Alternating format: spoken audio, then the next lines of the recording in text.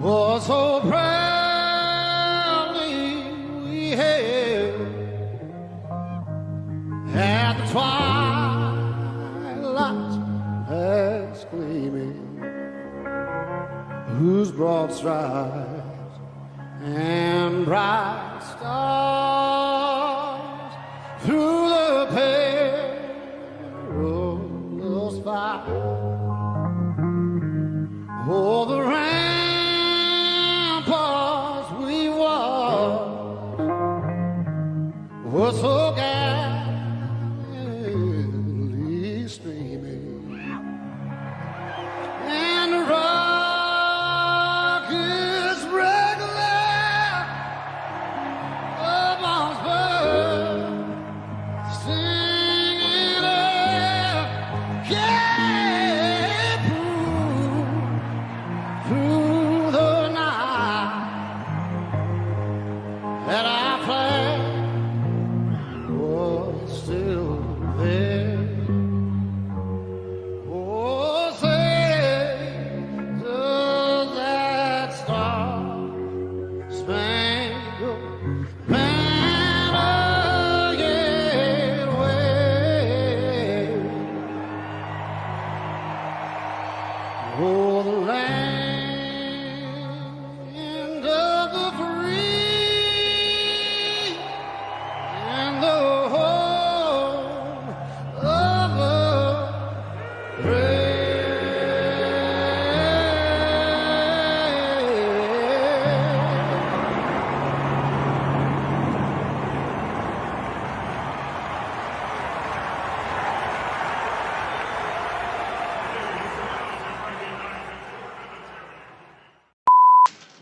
Look, man, I am tired of that. I am not passing. I am black. Do you hear me, man? Do you understand? I am black. I'm a nigga. You understand me? I was born black. I live black. And I'm gonna die probably because I'm black. Because some cracker that knows I'm black better than you, nigga, is probably gonna put a bullet in the back of my head. America, you really messed up. You made us stand up for the Pledge of Allegiance every day and recite with liberty and justice for all. And then we saw Oscar Grant, Trayvon Martin, Michael Brown, Tamir Rice, Sandra Bland, Alta Sterling, Philando Castile, George Floyd, Breonna Taylor. We grew up with phrases like America is the land of the free, like it wasn't built on slavery, like prisons aren't slavery, like you didn't colonize the whole world to spread slavery. Y'all really messed up. You fed us an image of Dr. King that said he just wanted to hold hands with white people. But you assassinated him for speaking out against the war and advocating for the poor. You told us Rosa Parks just sat on a bus, but she had a whole career helping black women who were sexually assaulted by white men. You never told us the FBI was watching both of them at the same time. Keep lying if you want, because the contradictions raise the people's consciousness. We now live in the information age. Internet at the tip of our fingers, and we can see right through you. As was said in the introduction, my father was a black African, and my mother was a white American. And much of my life was spent trying to reconcile the terms of my birth, that divided heritage, with the realities of race and nationality, tribal identities that exist not just in this country but also overseas. Our focus will be one dear to my heart, black people, and specifically American black people, and even more specifically, African American people, those associated with and identified as the descendants of the American slaves.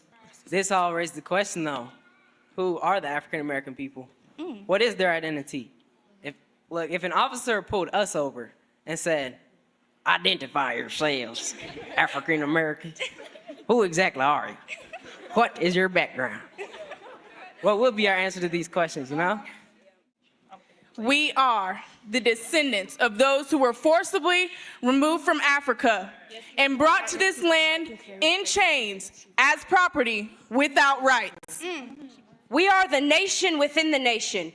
We are the country's country into which all former slaves and some indigenous people and immigrants have not just come to, but have been formed into and labeled and identified as a core group of people from the United States of America, possessing any connected ancestry, specifically from the African slave in America.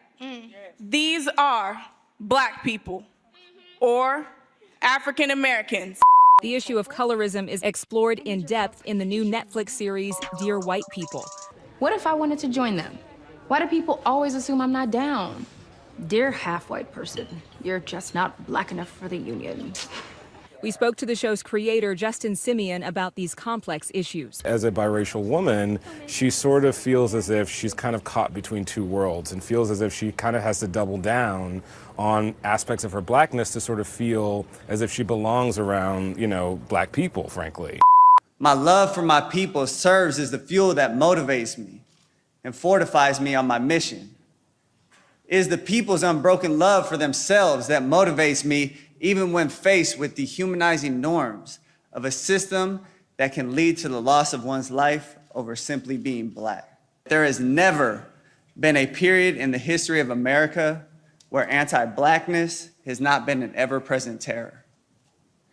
Racialized oppression and dehumanization are woven into the very fabric of our nation, the effects of which can be seen in the lawful lynchings of black and brown people by the police, and the mass incarceration of black and brown lives in the prison industrial complex.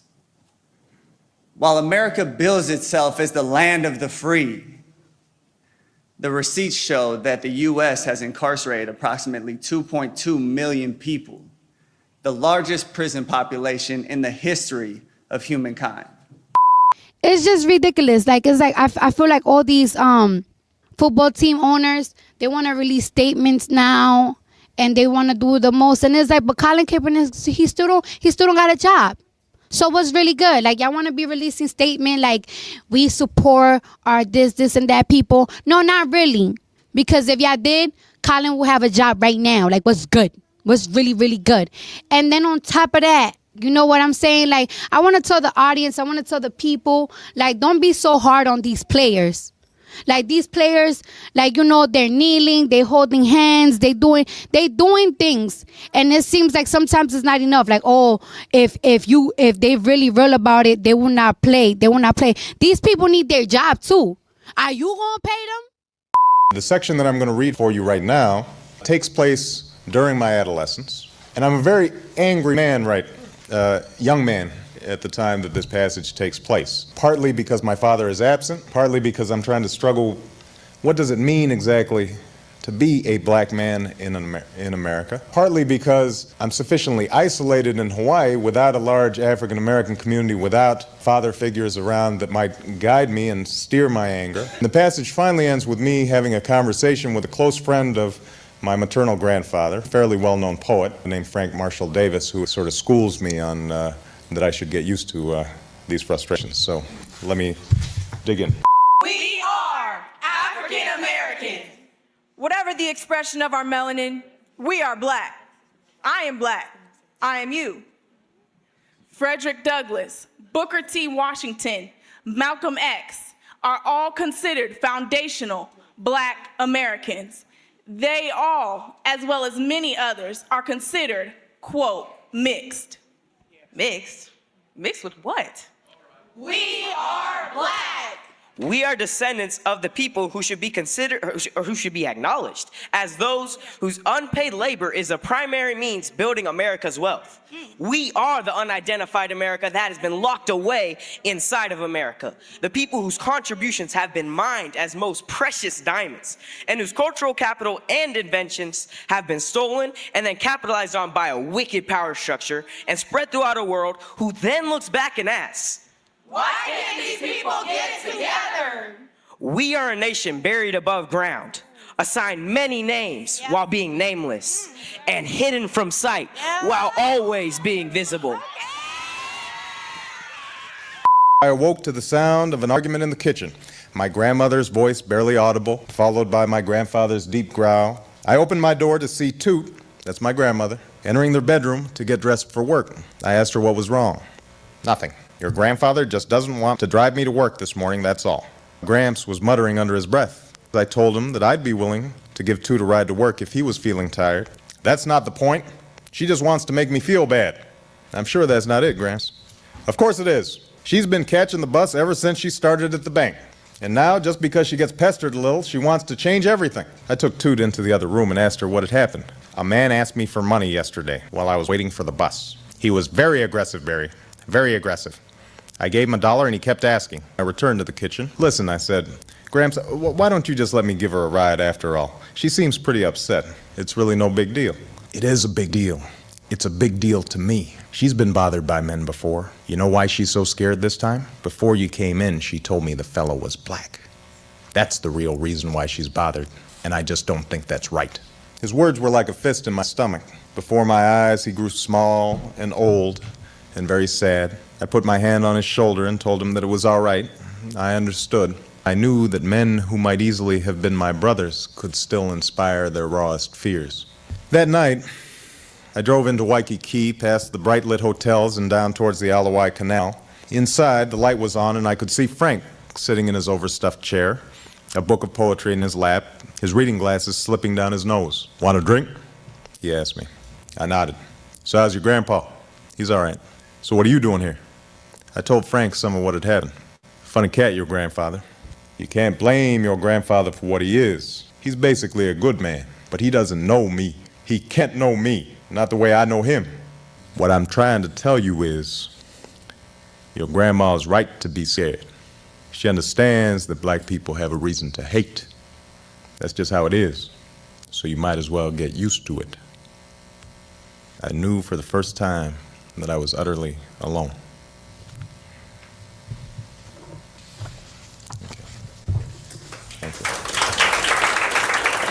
Our love is not an individualized love. It is a collective love. A collective love that is constantly combating forms of racialized hate. Chattel slavery, Jim Crow, new Jim Crow, massive plantations, mass incarceration, slave patrols, police patrols.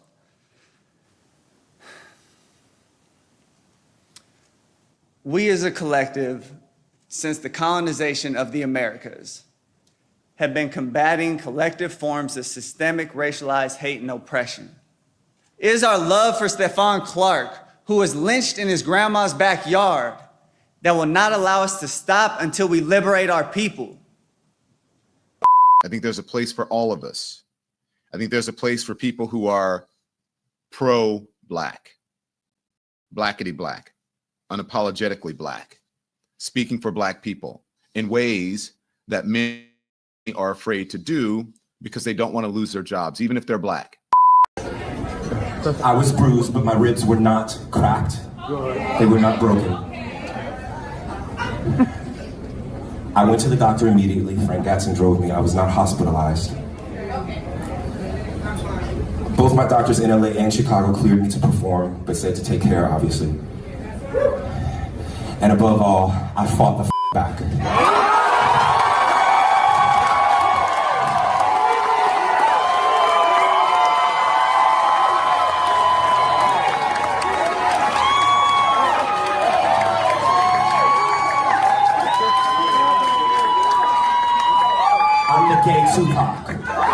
It was James Baldwin who said, to be black in America and to be relatively conscious is to be in a rage almost all the time.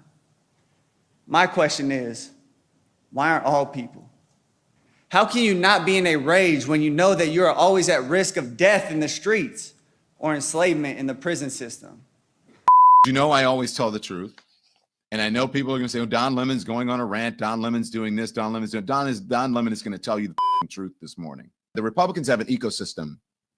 They have a cult following. All they do all day long is they wake up and they turn on, what is it, Fox and Friends, and they leave the TV on. They listen to conservative radio all day, Sean Hannity and whoever else is on conservative radio. And then they start watching The Five or whatever, and then they go all through and listen to Jesse Walters. Then they go all through that, and they just get enraged. And then they hear all these stories about people like me and people like whatever, pick your outspoken, truth-telling black person. Then they do, race baiters, the black folks, all of us are DEI when we all had to work twice as hard, if not more, to get to where we are than they did. Before we get into it, I just want to say, I brought my parents out tonight. I just want to thank them. They made sure I learned what the schools were afraid to teach us, and also to thank my amazing wife for changing my life. Now, this award is for the real organizers all over the country, the activists, the civil rights attorneys, the struggling parents, the families, the teachers, the students that are realizing that a system built to divide and impoverish and destroy us cannot stand if we do. What would the ancestors do? What would the people who made sacrifices do in these moments? The people who had dogs trained on them, the people who had hoses trained on them, the people who were lynched, the people who went to jail tens of times, like Dr. King. The people who got in good trouble, the people who weren't concerned about their proximity to whiteness. And what are you doing? I'm not just going to call out the folks who are doing it, because you have power too. And you just sit by many times and you don't do anything about it, and you don't support the people who support you. You have to support us, and you have to make us number one. You have to download our stuff. You have to listen to us on Spotify or iHeart or Apple or any of those platforms. You have to download, tell all your friends to download our material. You have to watch us on YouTube. You have to subscribe to our Substacks. You have to go on our social media. The more we learn about who we are and how we got here, the more we will mobilize.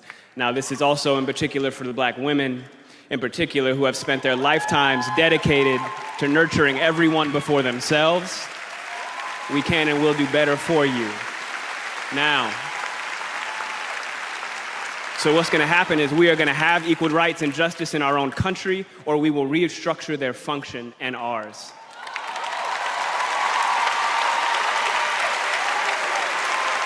Now, the thing is, though, look, if you talking about black on black crime, I gotta tell you that you probably lost your mind. We got an issue with you not trying to solve it. Talking about symptoms ain't gonna kill the problem. We got a problem and you ain't trying to hear it. You didn't listen when Kaepernick was kneeling. All lives matter, wanna steal the attention. Trying to shift the focus, that's your intention. You arrest one cop and think we good now. You think because we got Juneteenth we good now. Y'all got work to do, and we won't let it slide. Cause to be real, some of y'all still in denial. You don't believe racism is real. You'd rather fight against us than admit. We built this country, where's our compensation? You gon' be mad, but we want reparations. The other night, Keith Boykin and I were on CNN trying to be respectful to the Congresswoman who insisted upon mispronouncing Kamala Harris. Do you call Melania? Do you call Ivanka? Then call Kamala. Then call Vice President Harris, Vice President Kamala Harris. And soon, we pray and hope and work that you will call her President Kamala Harris. So this is a note to put on notice anybody who would come for us, who would try to stain the reputation or besmirch the character of Black women, not only the Kamala Harrises of the world, but the Shaniquas and the Jackies and the Renees and whoever else a Black woman happens to be, and whatever else her name happens to be. We will stand tall for them. all of us in here getting money, that alone isn't going to stop this. All right? Now, dedicating our lives to getting money just to give it right back for someone's brand on our body, when we spent centuries praying with brands on our bodies, and now we pray to get paid for brands on our bodies. We've been floating this country on credit for centuries, yo, and we're done watching and waiting while this invention called whiteness uses and abuses us, burying black people out of sight and out of mind while extracting our culture, our dollars, our entertainment like oil, black gold, ghettoizing and demeaning our creations, then stealing them, gentrifying our genius, and then trying us on like costumes before discarding our bodies like rinds of strange fruit. The thing is that just because we're magic doesn't mean we're not real. Thank you. Let me ask this question of Brother Thomas. Why are you such a hater? Hate on civil rights, hate on women's rights, hate on reproductive rights, hate on voting rights, hate on marital rights, hate on equal protection under the law, hate on liberty and justice for all, hate on free and fair elections. Why are you such a hater? And you think you can get away with it, escape public scrutiny? Because you think that shamelessness is your superpower? Mr. Chairman, a point of order. Here's a news flash Mr. straight Chairman, from the House Judiciary Committee. Point of order. Truth Time, crushed to the ground will rise again, and truth will be your kryptonite. When someone like J.D. Vance says that professors are the enemy, that means that those of us who have the knowledge need to speak louder. So you have the stage to do so. I appreciate you, sis. So yeah, like I was saying, fam, look, I graduated from Cornell University, and now, 12 years later, I can't get a job. So I decided to go back to school. I got recruited to get my PhD at UMass Amherst in the W.E.B. Du Bois department. A lot of my academic work, but my whole being is about me as a person of African descent, Afro-Boricua, Black Latinx, and all of that stuff. I particularly, for 20 years, have always identified myself as a Black Puerto Rican and have passed that down to my daughter. Definitely for decades, I've been out organizing and movement building, especially all the years I lived in New York City. It was a great time. We were fighting against the Rockefeller drug laws. We were trying to get police out of schools. Trying to make sure that our institutions survived and all that. And now I'm at a point in my life where I am going back into the classroom and I want to teach and I want to mentor young people. I don't think my generation, the hip hop generation, has done good enough around mentoring young people and like creating a cadre of young people. We see this kind of initially a slow pace of the pulling back of rights that Black Americans and therefore all Americans have earned. And then we see this moment where all three branches of government align. And then you can see a massive withdrawal of those rights. And so we have to be very careful. We can decide in this moment as Americans, are we going to enter another nadir, or are we going to push back against that and continue to pursue an egalitarian society? But this is an inflection point, and I fear because we don't understand that history, we don't know that you can gain rights in the United States and you can lose those rights almost completely.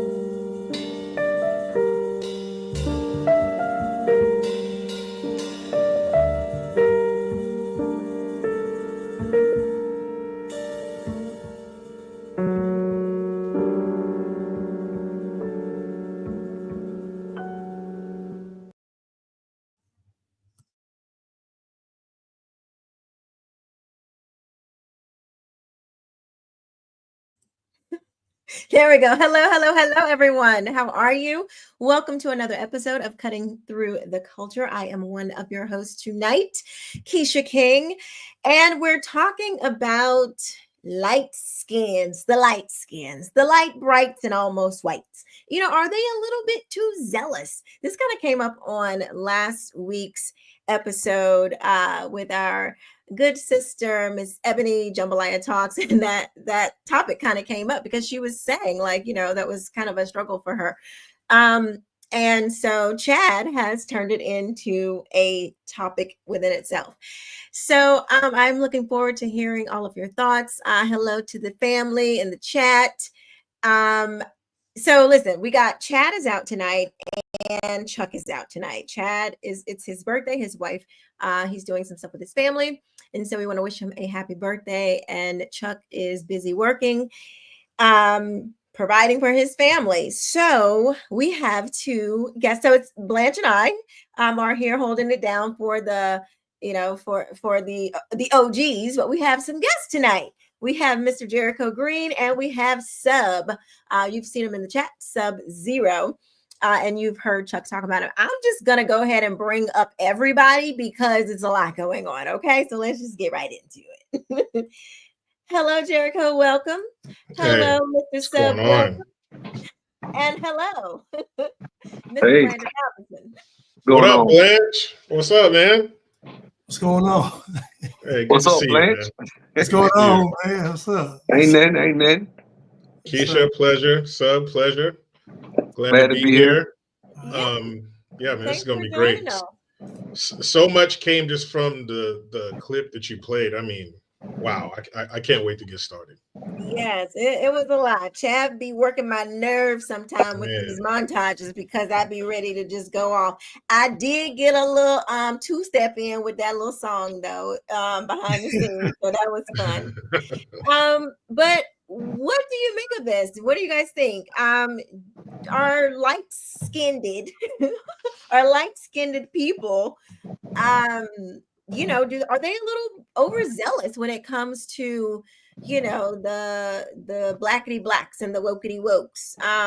Sub, would you consider yourself light-skinned? No. Okay. No. I don't know, I'm just not. asking.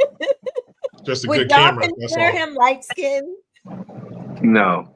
No, he's not. He's not light skinned. No, Okay. no. That's just good lighting. That's all. That we're all. He's on the cusp. He's on the cusp, though. He's on the cusp. Okay. Man, that's lighting, bro. Maybe change the lights a little bit. I've never been mistaken for a light-skinned person, so that's not that ain't my struggle.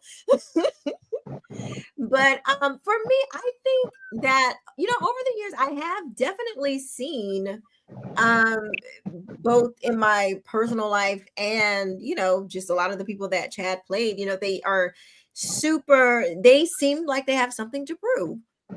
Like they have to be extra, quote unquote black, meaning they have to be an activist. They have to really care. They have to seem like they really care about, black, so-called black issues and all this kind of stuff. I don't know I guess it's probably, I would assume that it's probably because when they went to school, the black kids picked on them for not being black, or saying like, oh, you ain't really black, probably started there. And then they felt like they had to prove themselves. I would venture to bet that this complex that, light-skinned people go through is probably from black folks. That's kind of my take on it. I don't really think most white people care. I know growing up, I went to school with a bunch of white folks.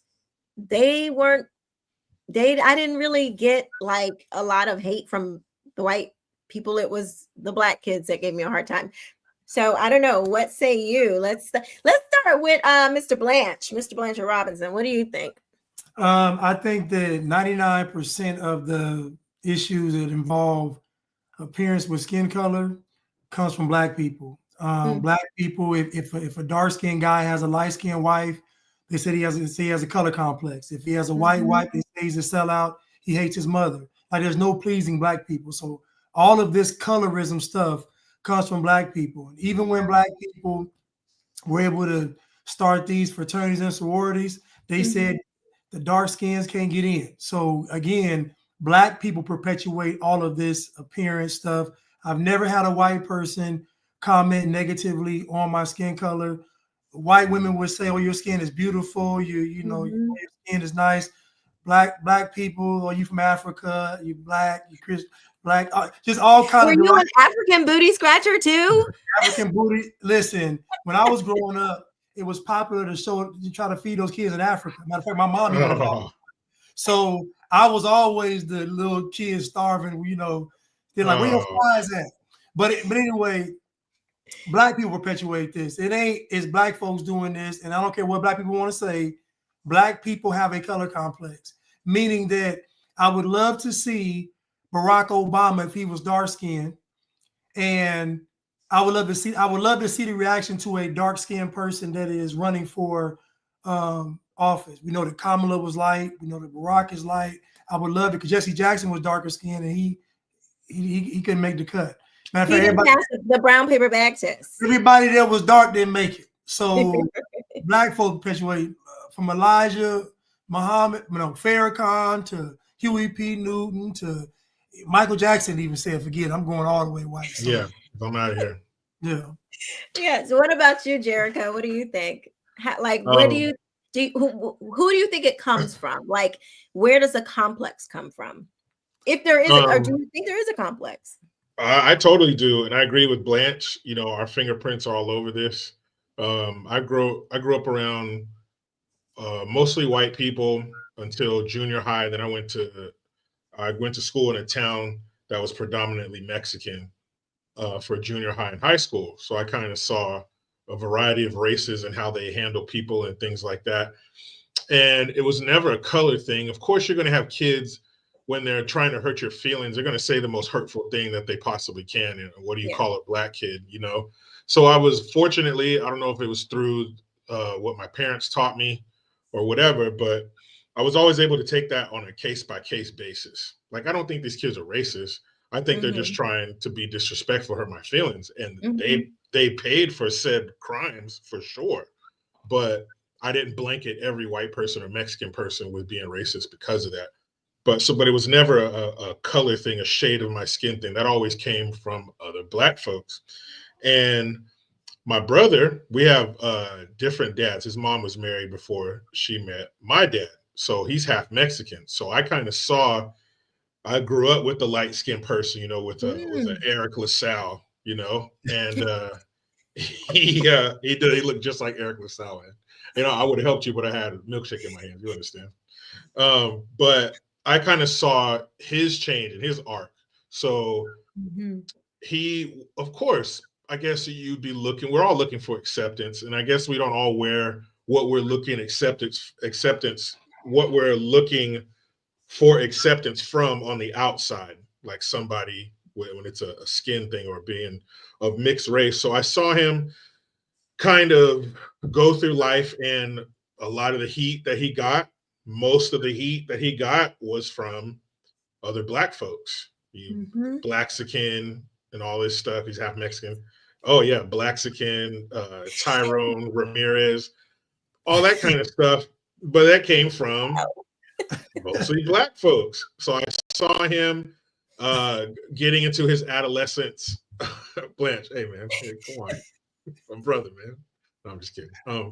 But I kind of saw him go through his public enemy phase as an adolescent, you know, in high school and stuff, and you know, kind of lean into the blackness or whatever, the fight the power and all that kind of stuff. And then he went to an HBCU, and then I don't know, I don't really see that in him being an adult now, you know, because when you're in it, you know, when you're young like that and you're in school, like that's everything, you know, whatever you're wearing, unless you're one of these rare kids, you know, who just doesn't care about that stuff. You usually do.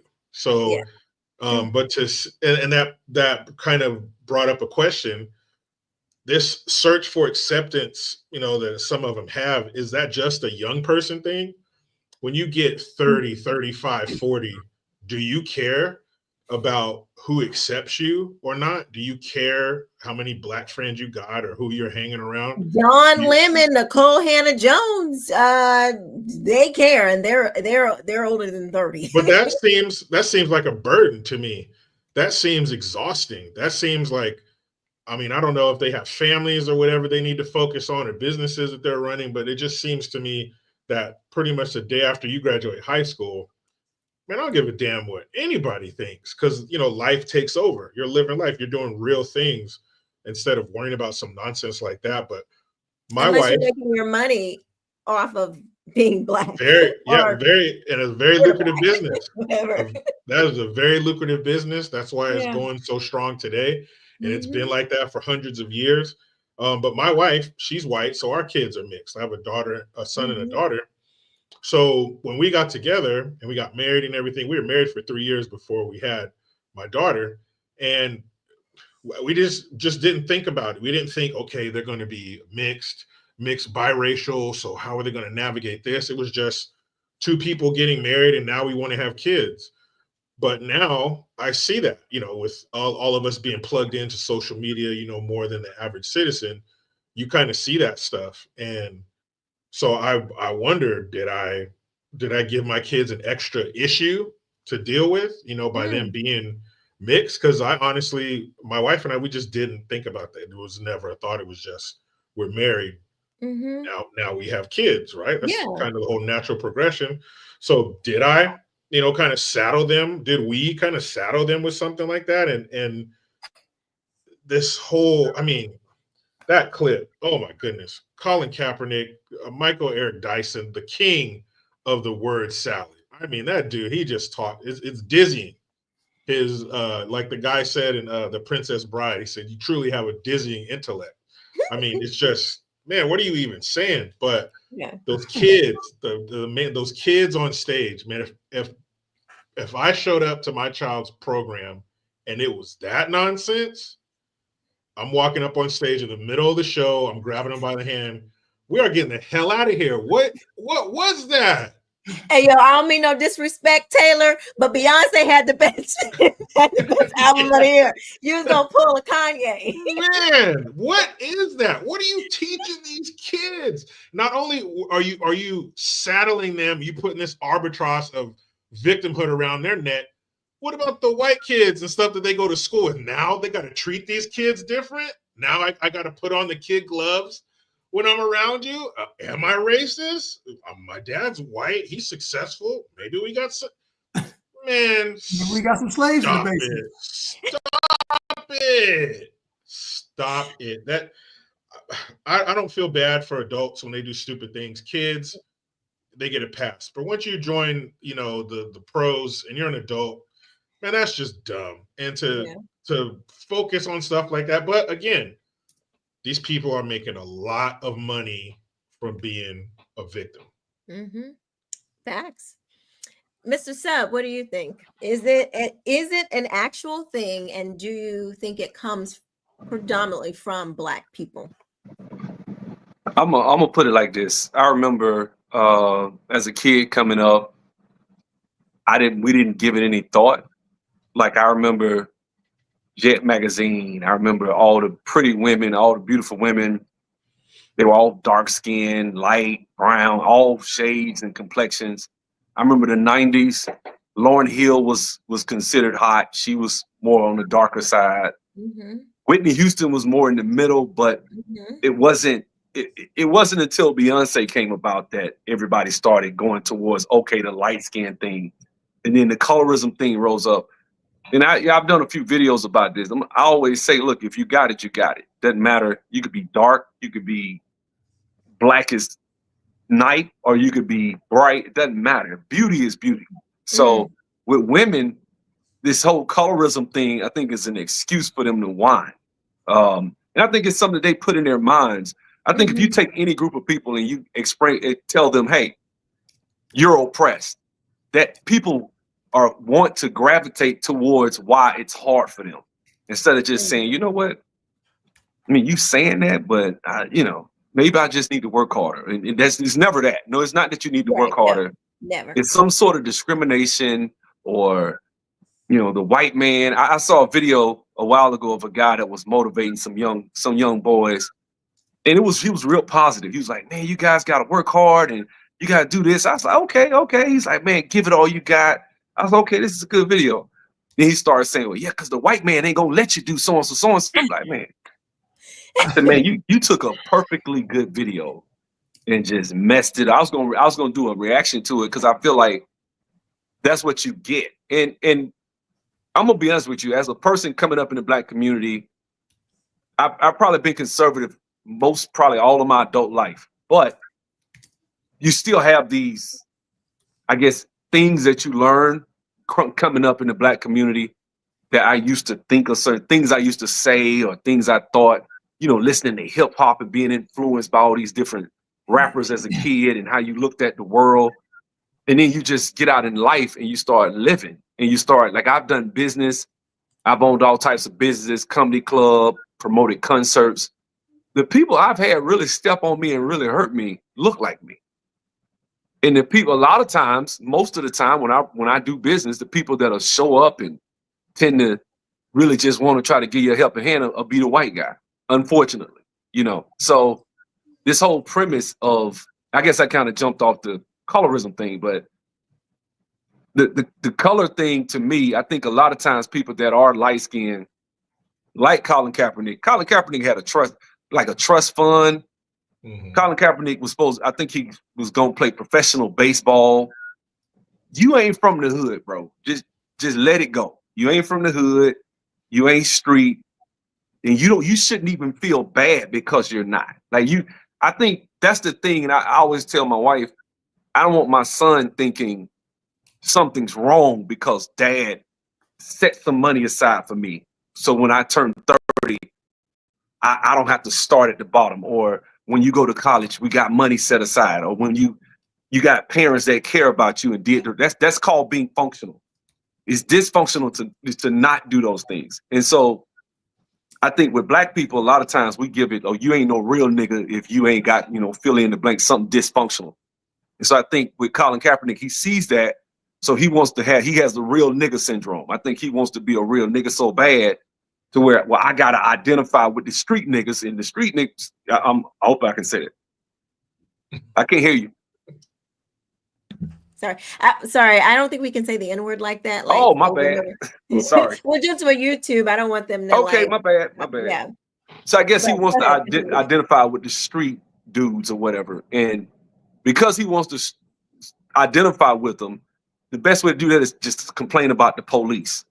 You just just a quick little cursory search. Per year, you're averaging about 1,000 to 1,100 police shootings per year. 250 of them are going to be black. 50 of them are going to be unarmed.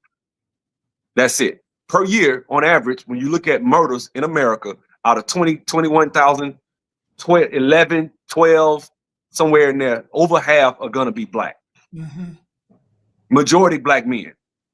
So it just, for me, I'll put it like this. In 1 week, there are more black babies aborted than the police can kill for 100 and I don't know how many years.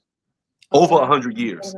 It would take the police 100 years to kill as many babies as we unalive in the womb in 7 days. But that's what we, when you really put it that way, it just brings it into focus. Yeah. Wow. Yeah, I think a lot of I think for the men, it's more about trying to be down. That's what it sounds like. And for the women, I think that's a good point. For the women, I think it's more about, the beauty side of it. Like, because I definitely got you're pretty for a dark-skinned woman, or who said that? Who said that to you? Oh, just people, black men, black guys. White guys never, they always thought my complexion was beautiful. Oh my gosh. And then in like junior high, I had they had made up a whole name, and I shall not ever repeat it. So don't even ask, but I won't even give them the satisfaction. But they had made up a whole name that had the word darky in it. I'll just say it like that. Like, and so, yeah, like when you're growing up as a girl, shut up, Blanche. See, Blanche be laughing too much. See, that's what I was talking about earlier. Yeah, but I mean, but that's laughing too hard. What's so funny? I done heard it all. That's why I'm laughing, because I done heard it all. So no, really. Yeah, it was hurtful. I used to think I was so ugly. I looked in the mirror, and I just, first of all, you couldn't tell me that I wasn't dark I thought I was like pitch black dark. I thought all my features were ugly, just everything was ugly. And I remember this was I think I was like 12 or 13, 6th or 7th grade, and this black guy, he was like an upperclassman or something. And I think he probably saw like people or heard what people were saying about me and things like that on the bus. And he said, when you get older, you're gonna be bad. And I was just like, yeah, whatever. But it did kind of boost my confidence a little bit. So I appreciated him for that. But it's really tough. I think, like I said, I think women kind of it makes you feel super insecure. And then I think the dudes, it makes you want to try to prove that you're down. But Blanche, why does it mean that you're down, whatever that even means, if you are, if you're talking a certain way, like if you're doing a certain thing, like why is that being black anyway? Like why does that put the stamp on, that now you black for real? Because being black is a construct. It's not really a real thing. There's no way to be a color. And so what being black is something in the background, some kind of noise, something. Y'all hear that? I do hear it. Sound like somebody's dragging a body across the floor. When you so again, black people have gotten being black from like Sub-Zero said, dysfunction. So the hood is associated with being black, poverty associated with being black, broken English, crime, violence, incarceration, lavish lifestyles. We talk about rims, jewelry, fashion. So what being black is just a bunch of, like Sub-Zero said, just dysfunction. So anything that's further from that, meaning you're talking proper, speaking proper English, you're lighter skin, you have that wavy, that wet and wavy, you have all of these, the further you are from those things, the less you are black. Because you notice they never say that black is being at your best. They never say black is, getting the best grades in school, getting promoted on the job. Like they never say this is black. They may call it black excellence, but they don't say that just being black is a good thing. And so I just think that it's easy to be quote unquote black if you just indulge in foolishness. Kaepernick, for example, Kaepernick grew up white. I remember he tried to accuse his parents of being racist because his mom didn't want him to have cornrows. And I said, you know how many black mothers I knew that didn't want their children to even have long hair, the boys have long hair, period, like black women, black mothers.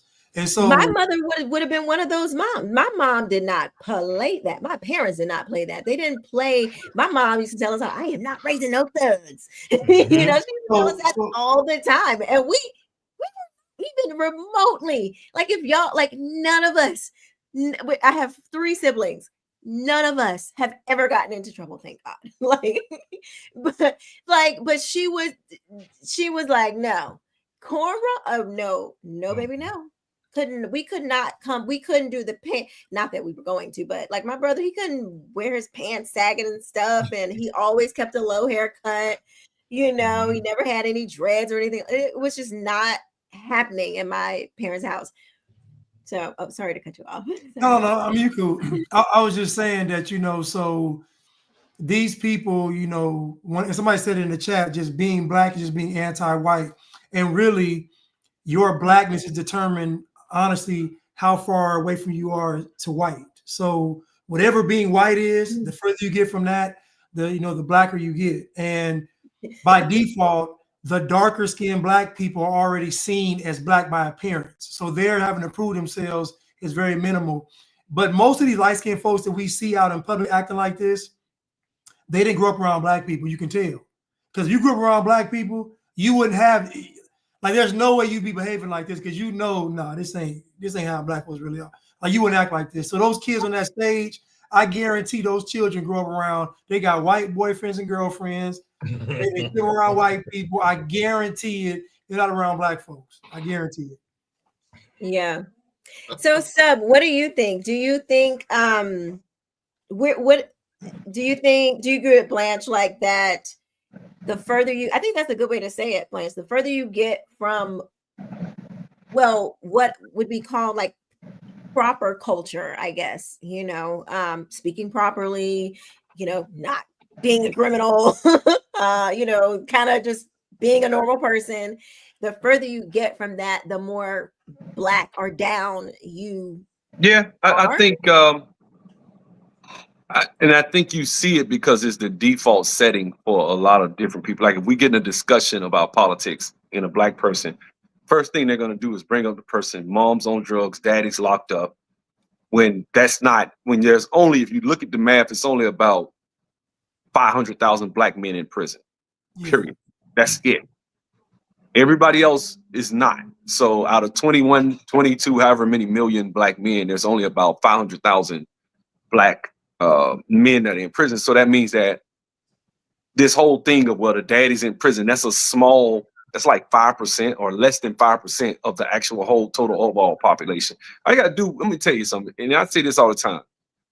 The best way to create a, I don't know, I'm not going to say the C word that they love to call conservatives, is to just do a data search. Just look at some data, study, look stuff up, just look at the studies, look at the data, and then it just, my favorite data to look at is FBI table 43A, because it shows that Black people, while only representing 13% of the population, commit way more crime in every metric that's possibly measured by the FBI. Black people only, is maybe one that they underrepresent. Other than that, murders 52%, robberies 40%. I mean, it's just ridiculous. We're tripling in most murders over the 13%. And if you just say that's mostly Black men, it's even worse. So, if you, and in order to call that out, if you call that out, then you're automatically C-wording, right? Oh man, you're the raccoon animal, instead of just saying, no, that's the truth. I had this conversation today with a teammate of mine I played ball with in college, and he's ultra leftist. He keeps sending me this stuff. I had to block him during the election because it got so heated. I was like, look, bro, I'm just going to block you because I don't feel like arguing with you. Mm-hmm. And you're not going to stop. And I want to have some peace. I don't want to argue with you. So I'm going to just block you. November 3rd, I'm going to unblock you. Whenever after the election.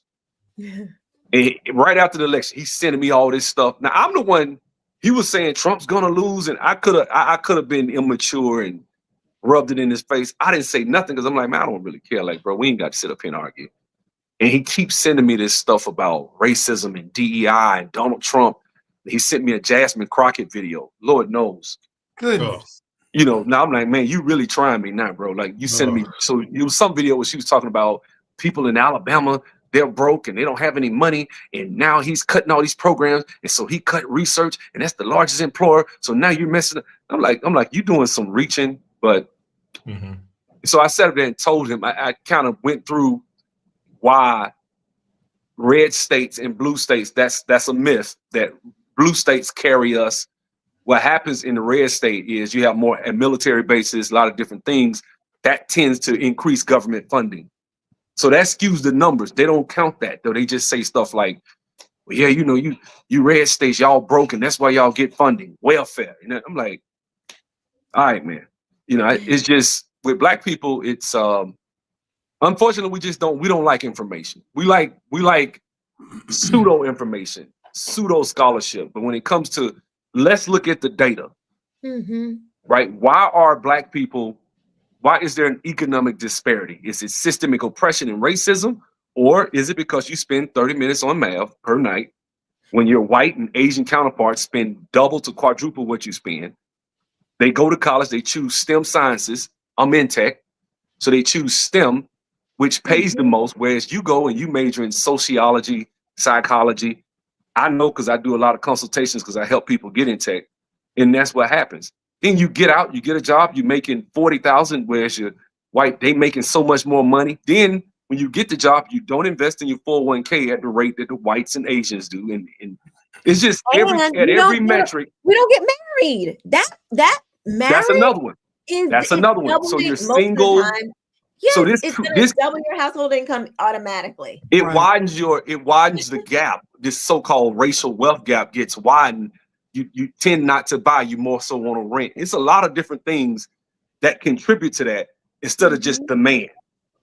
And that's the typical. So in order to be black, you have to just say it's demand. You can't really do. That's why I say if you want to create a C word, raccoon animal, just do a Google search. Yeah. Yeah, if you really want to get sad, look up abortions by race in the state of Mississippi. That'll bring a tear to your eye because those numbers are so damn high. I had to do a double take. I was like, "Are you serious? That high of a percentage? Oh, it's crazy. It's up over 70%." But that's where my husband's from, Mississippi. Yeah, me too. Jackson, Mississippi. Unfortunately, he's from Bay St. Louis. That Jackson's all I know. I haven't been back there in like 14 years, and it was so, again, talking about the different races. When you went to the black neighborhood where my grandma used to live, she's had that house since the 50s, but the neighborhood around it has changed. The house across the street is a trap house. So this dude pulls up, got to be in his early 20s, couldn't have been 25, maybe 23, 24. Had the young dope boy uniform on. He was driving a car. It reminded me of Minister Society. Wait, Jericho. What's the dope boy uniform? The long white. Yeah, he had the white t-shirt, some Jordans on. Had some jewelry on. Had the car with the rims, and so he pulls up. He stops in the middle of the street. That's another mindset that drives me crazy. So he just stops in the middle of the street, opens a trunk, and takes money out of a bag and just fans out all this money in his trunk. And I think, at a glance, a lot of hundreds, maybe all hundreds, thousands of dollars that he fans out in his trunk. And then he collected it all back together, put it back in the bag, went across the street to purchase his pharmaceuticals. And I remember looking at him thinking, there's a good chance that this dude, he ain't going to make it. The next time I come here to visit, I don't even know this kid, but chances are he's going to be gone, because when you live that lifestyle and you get into those things, my parents, a lot of the things our parents told us, they told us at nauseum, and we'd be rolling our eyes. I remember I used to I'd be down the hall and I mouth the words with my parents, all the stuff they would say over and over and over. And one of the things my dad would always tell me, if you hang out with people like that, it's going to end one of two ways. You're either going to be dead or in jail. And that's the truth. But one of the things that my dad never told me, thankfully, my mom never told me this, that we heard a lot in that clip in the beginning of the show, and it plays into a lot of what we're talking about right now, is the idea that we have to work twice as hard as everybody else to get to the same position. I had this teacher, this black teacher, Miss Thomas, and me and this other black girl, we were friends, and we'd hang out sometimes, and we were walking down the pathway to the school, and her classroom was one of the first ones. Every time, we try to go around it if we can, because every time Miss Thomas sees us, come here for a second, come here, have a seat. Now, there's not a lot of you black kids in this school. We got to work twice as hard as the white people. And I'm like, are you serious? And I hear this, and it's just such utter nonsense. Sub, you mentioned Jasmine Crockett. She's one of those people who espouse those lies that we got to work 2 and 3 times harder than the white man to get to the same position.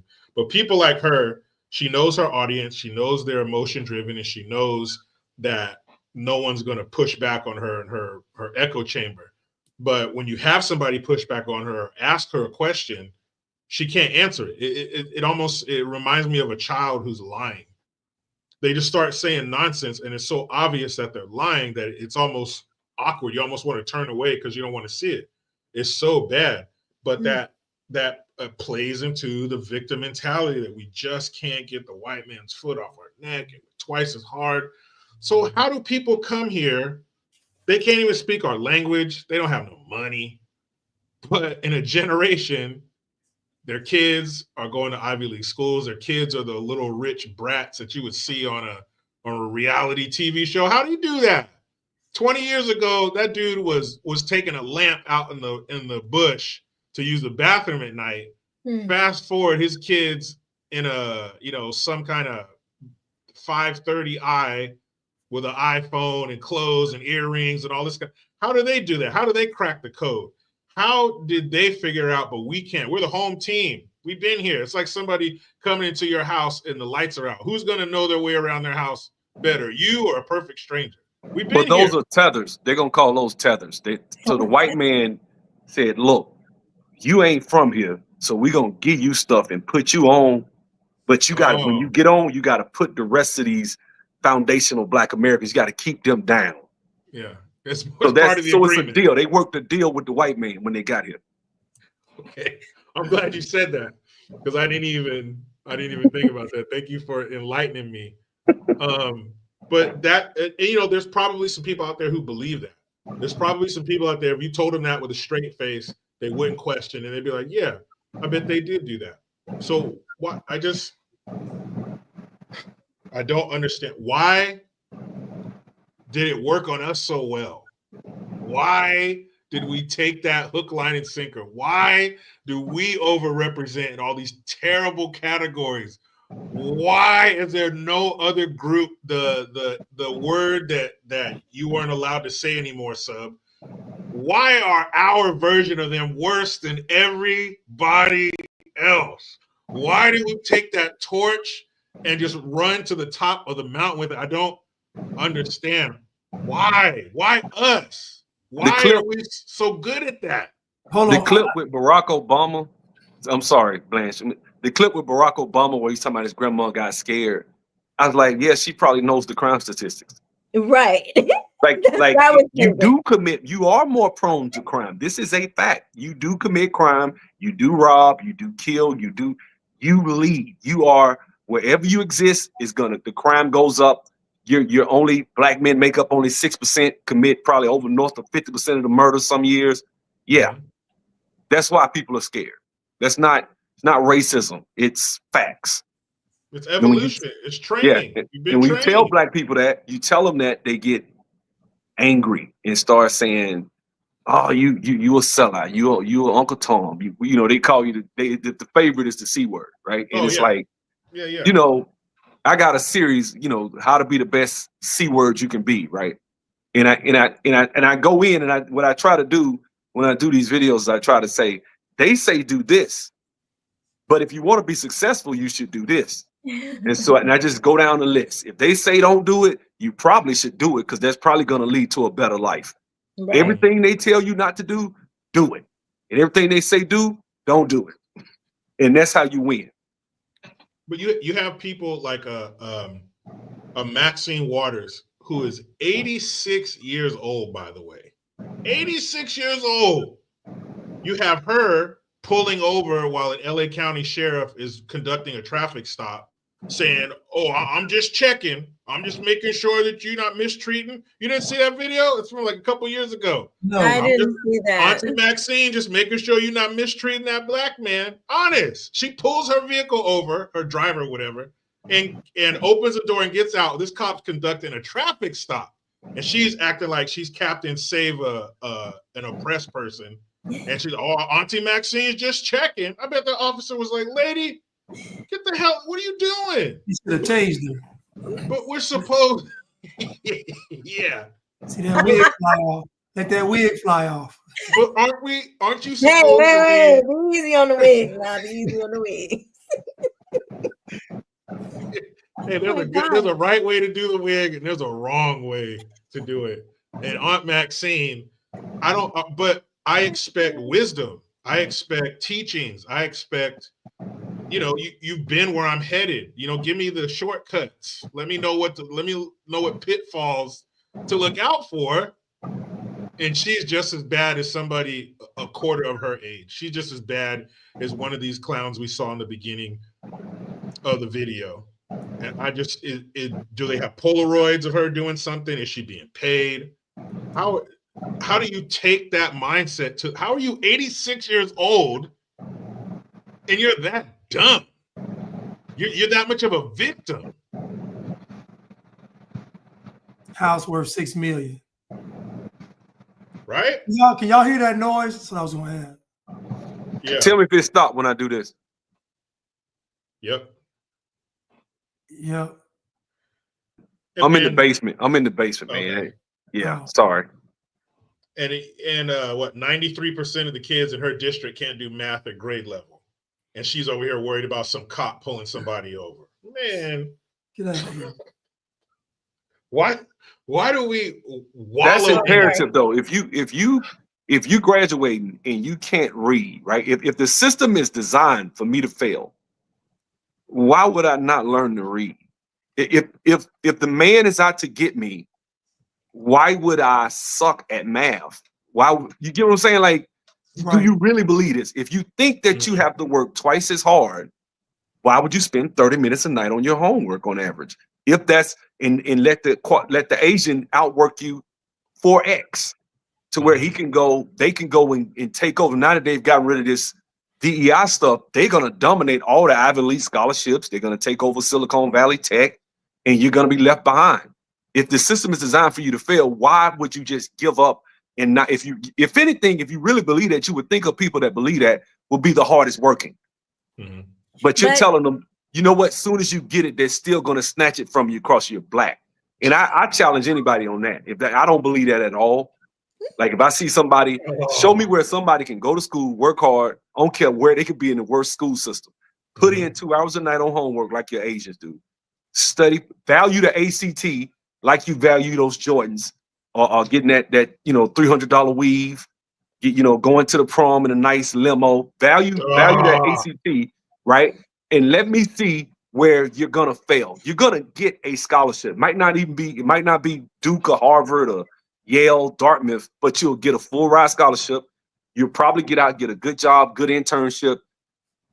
It's easy. It's not hard. I run an IT academy where I got people with high school diplomas making 6 figures. So it's not rocket science. It's not like it's something that people can't do. It's a mindset. It is a mindset. And here's the thing. So when I came out of this mindset, when I was telling my family about what I had learned in Thomas Sowell and all the stuff and how, what God had told me, like, we can't, my skin color had become an idol in my life. And, I can't be voting for people who are for things that God is against, all that kind of stuff. And I'm bringing this to my family, and the pushback I did not expect for the pushback to be what it was, because it was common sense, especially as Christians. And so my family grew, my grandmother died in a cult. I have a nephew that about 2 years ago got out of a cult. And so cults have been around in my family for, quite some time. My mother grew up in this cult with her mom. And what I believe, I don't think the Democrat Party is just a political party. I posted this on X last night. I said, belonging to a political party doesn't cause you to support racism, showing porn to kids in public schools, cutting off the healthy genitals and breasts of children, or aborting babies all the way up to 9 months, or excusing a president who is cognitively impaired, or masking kids, or mandating a shot with unknown ingredients. But belonging to a cult would. And that's what I think. I don't think the left are just people that choose to vote for this stuff. I'm just a Democrat because I believe the values. They have been cultivated. They are fully brainwashed, mostly through the education system, not just K through 12, but also the universities. And so I don't think that most people, they're not even thinking through these things. It is whatever comes from the party they believe, because they have been brainwashed. Excuse me. That's how it works. When you're brainwashed, you don't question what the leader tells you. You just do it. That is part of the brainwashing. It's made for you not to question. You are not to critically think on anything. This is how it works. And that is what I believe what these people are. They are in a cult and they don't realize it. And we have millions and millions and millions of people, of Americans who have been thoroughly brainwashed. I mean, when you tell somebody, when somebody tells you that boys can become girls, like literally, this is what they believe, that boys can become a girl just because they want to. And anytime you push back on that, they get, these people get violent, they get belligerent. I've had people like lunge at me just because they saw the name Trump on my shirt. Like, these people, you see how out of control they really are. And I am convinced that they are in a cult. So I don't even think it's not a thing of like, are they not thinking or don't they question? No, they are not. That's how cult members act.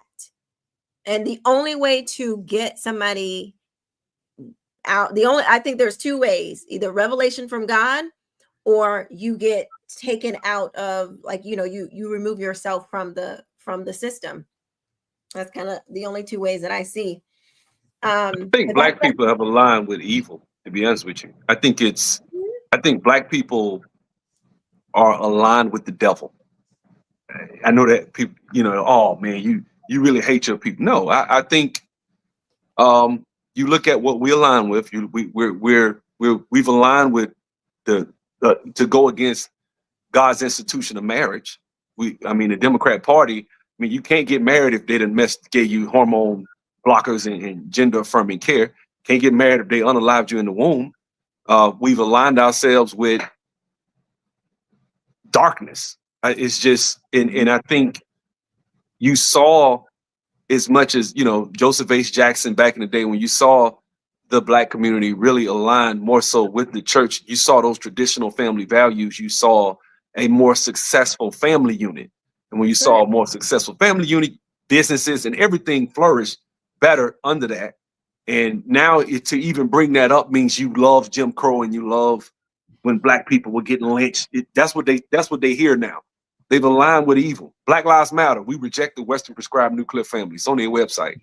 I've told plenty of black people that. They still say it. Yep. You just align with the devil. That's just the bottom line. I've kind of dislodged my mind from thinking that you can appeal to righteousness with a group of people, even church people, even people that go to church, that call themselves believers. When you start getting into these conversations and really digging into the weeds, it's horrible. I remember the election in November.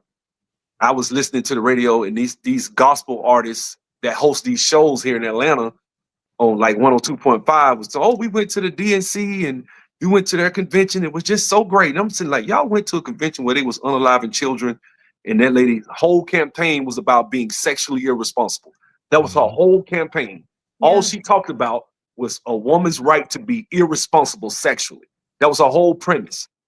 And these people call themselves believers were, they was talking like it was just a foregone conclusion that if you're a believer, you got to vote Democrat. I said, man, these folks, it's aligned with the devil. It's no other way to put it. You ask me. Yeah, it's a culture of death. I totally agree. I believe it's a culture of death. Look at abortions since Roe v. Wade. That's a genocide. That's 25 million people. That's, we hear about Hitler a lot. That's nothing. That's 4 times what Hitler did.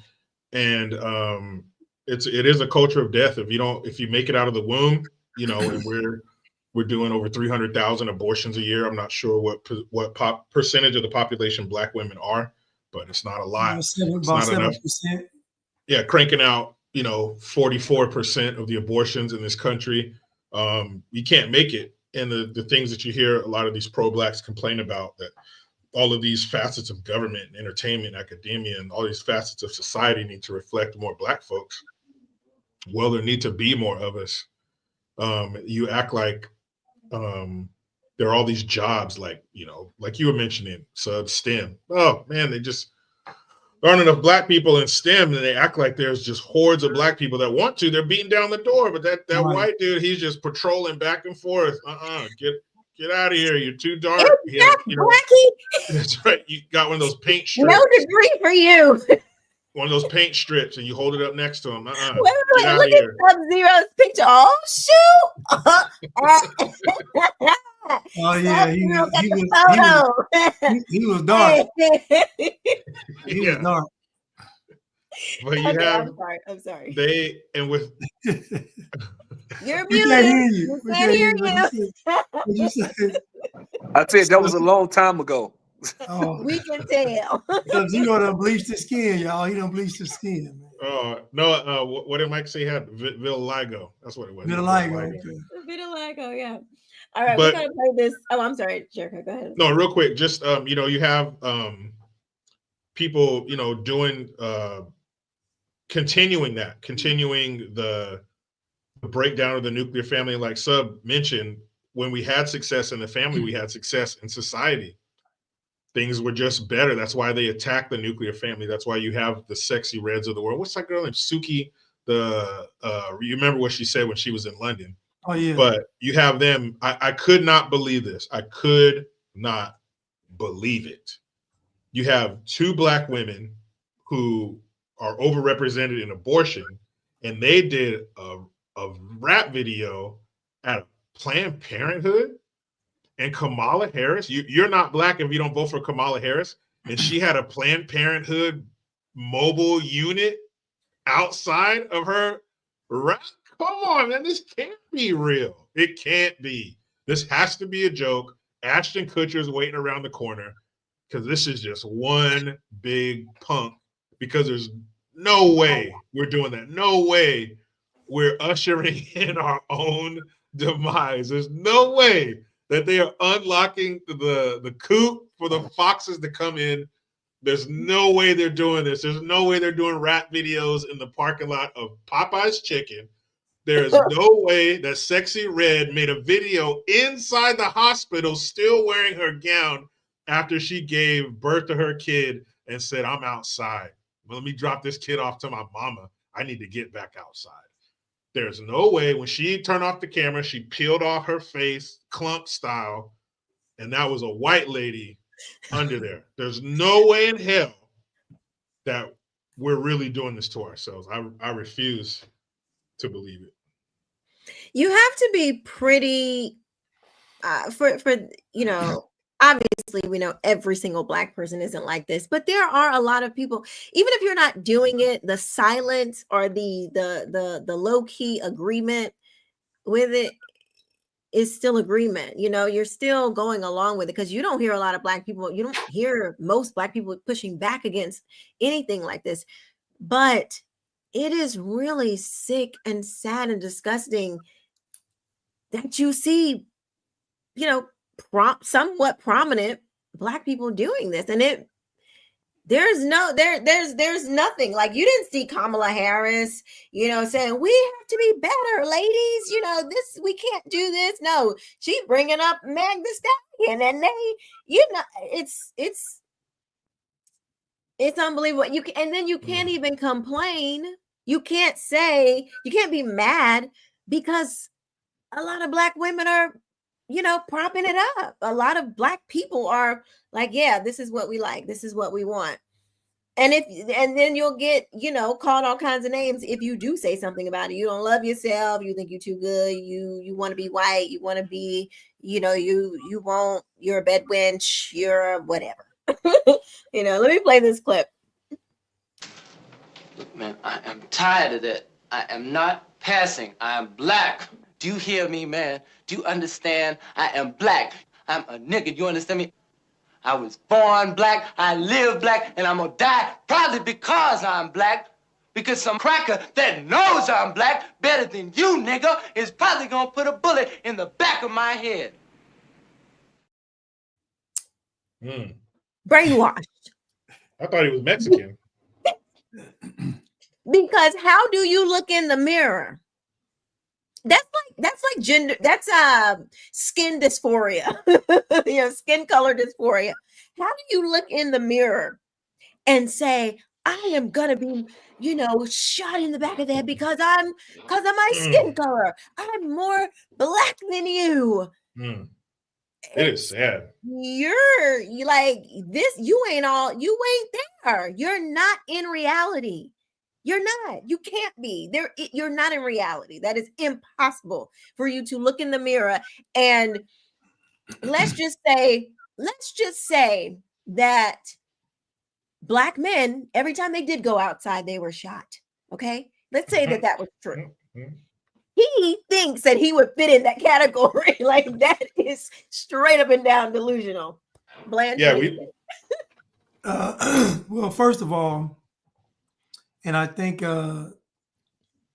Sub-Zero or Jericho touched on this, the myth of Black people having to work harder and have this harder existence. So the notion is that because someone is Black, especially if someone is dark skinned, they are having the worst experience in America, meaning that when they go outside, birds fly by and take a dump on them. Dogs run up and piss on them.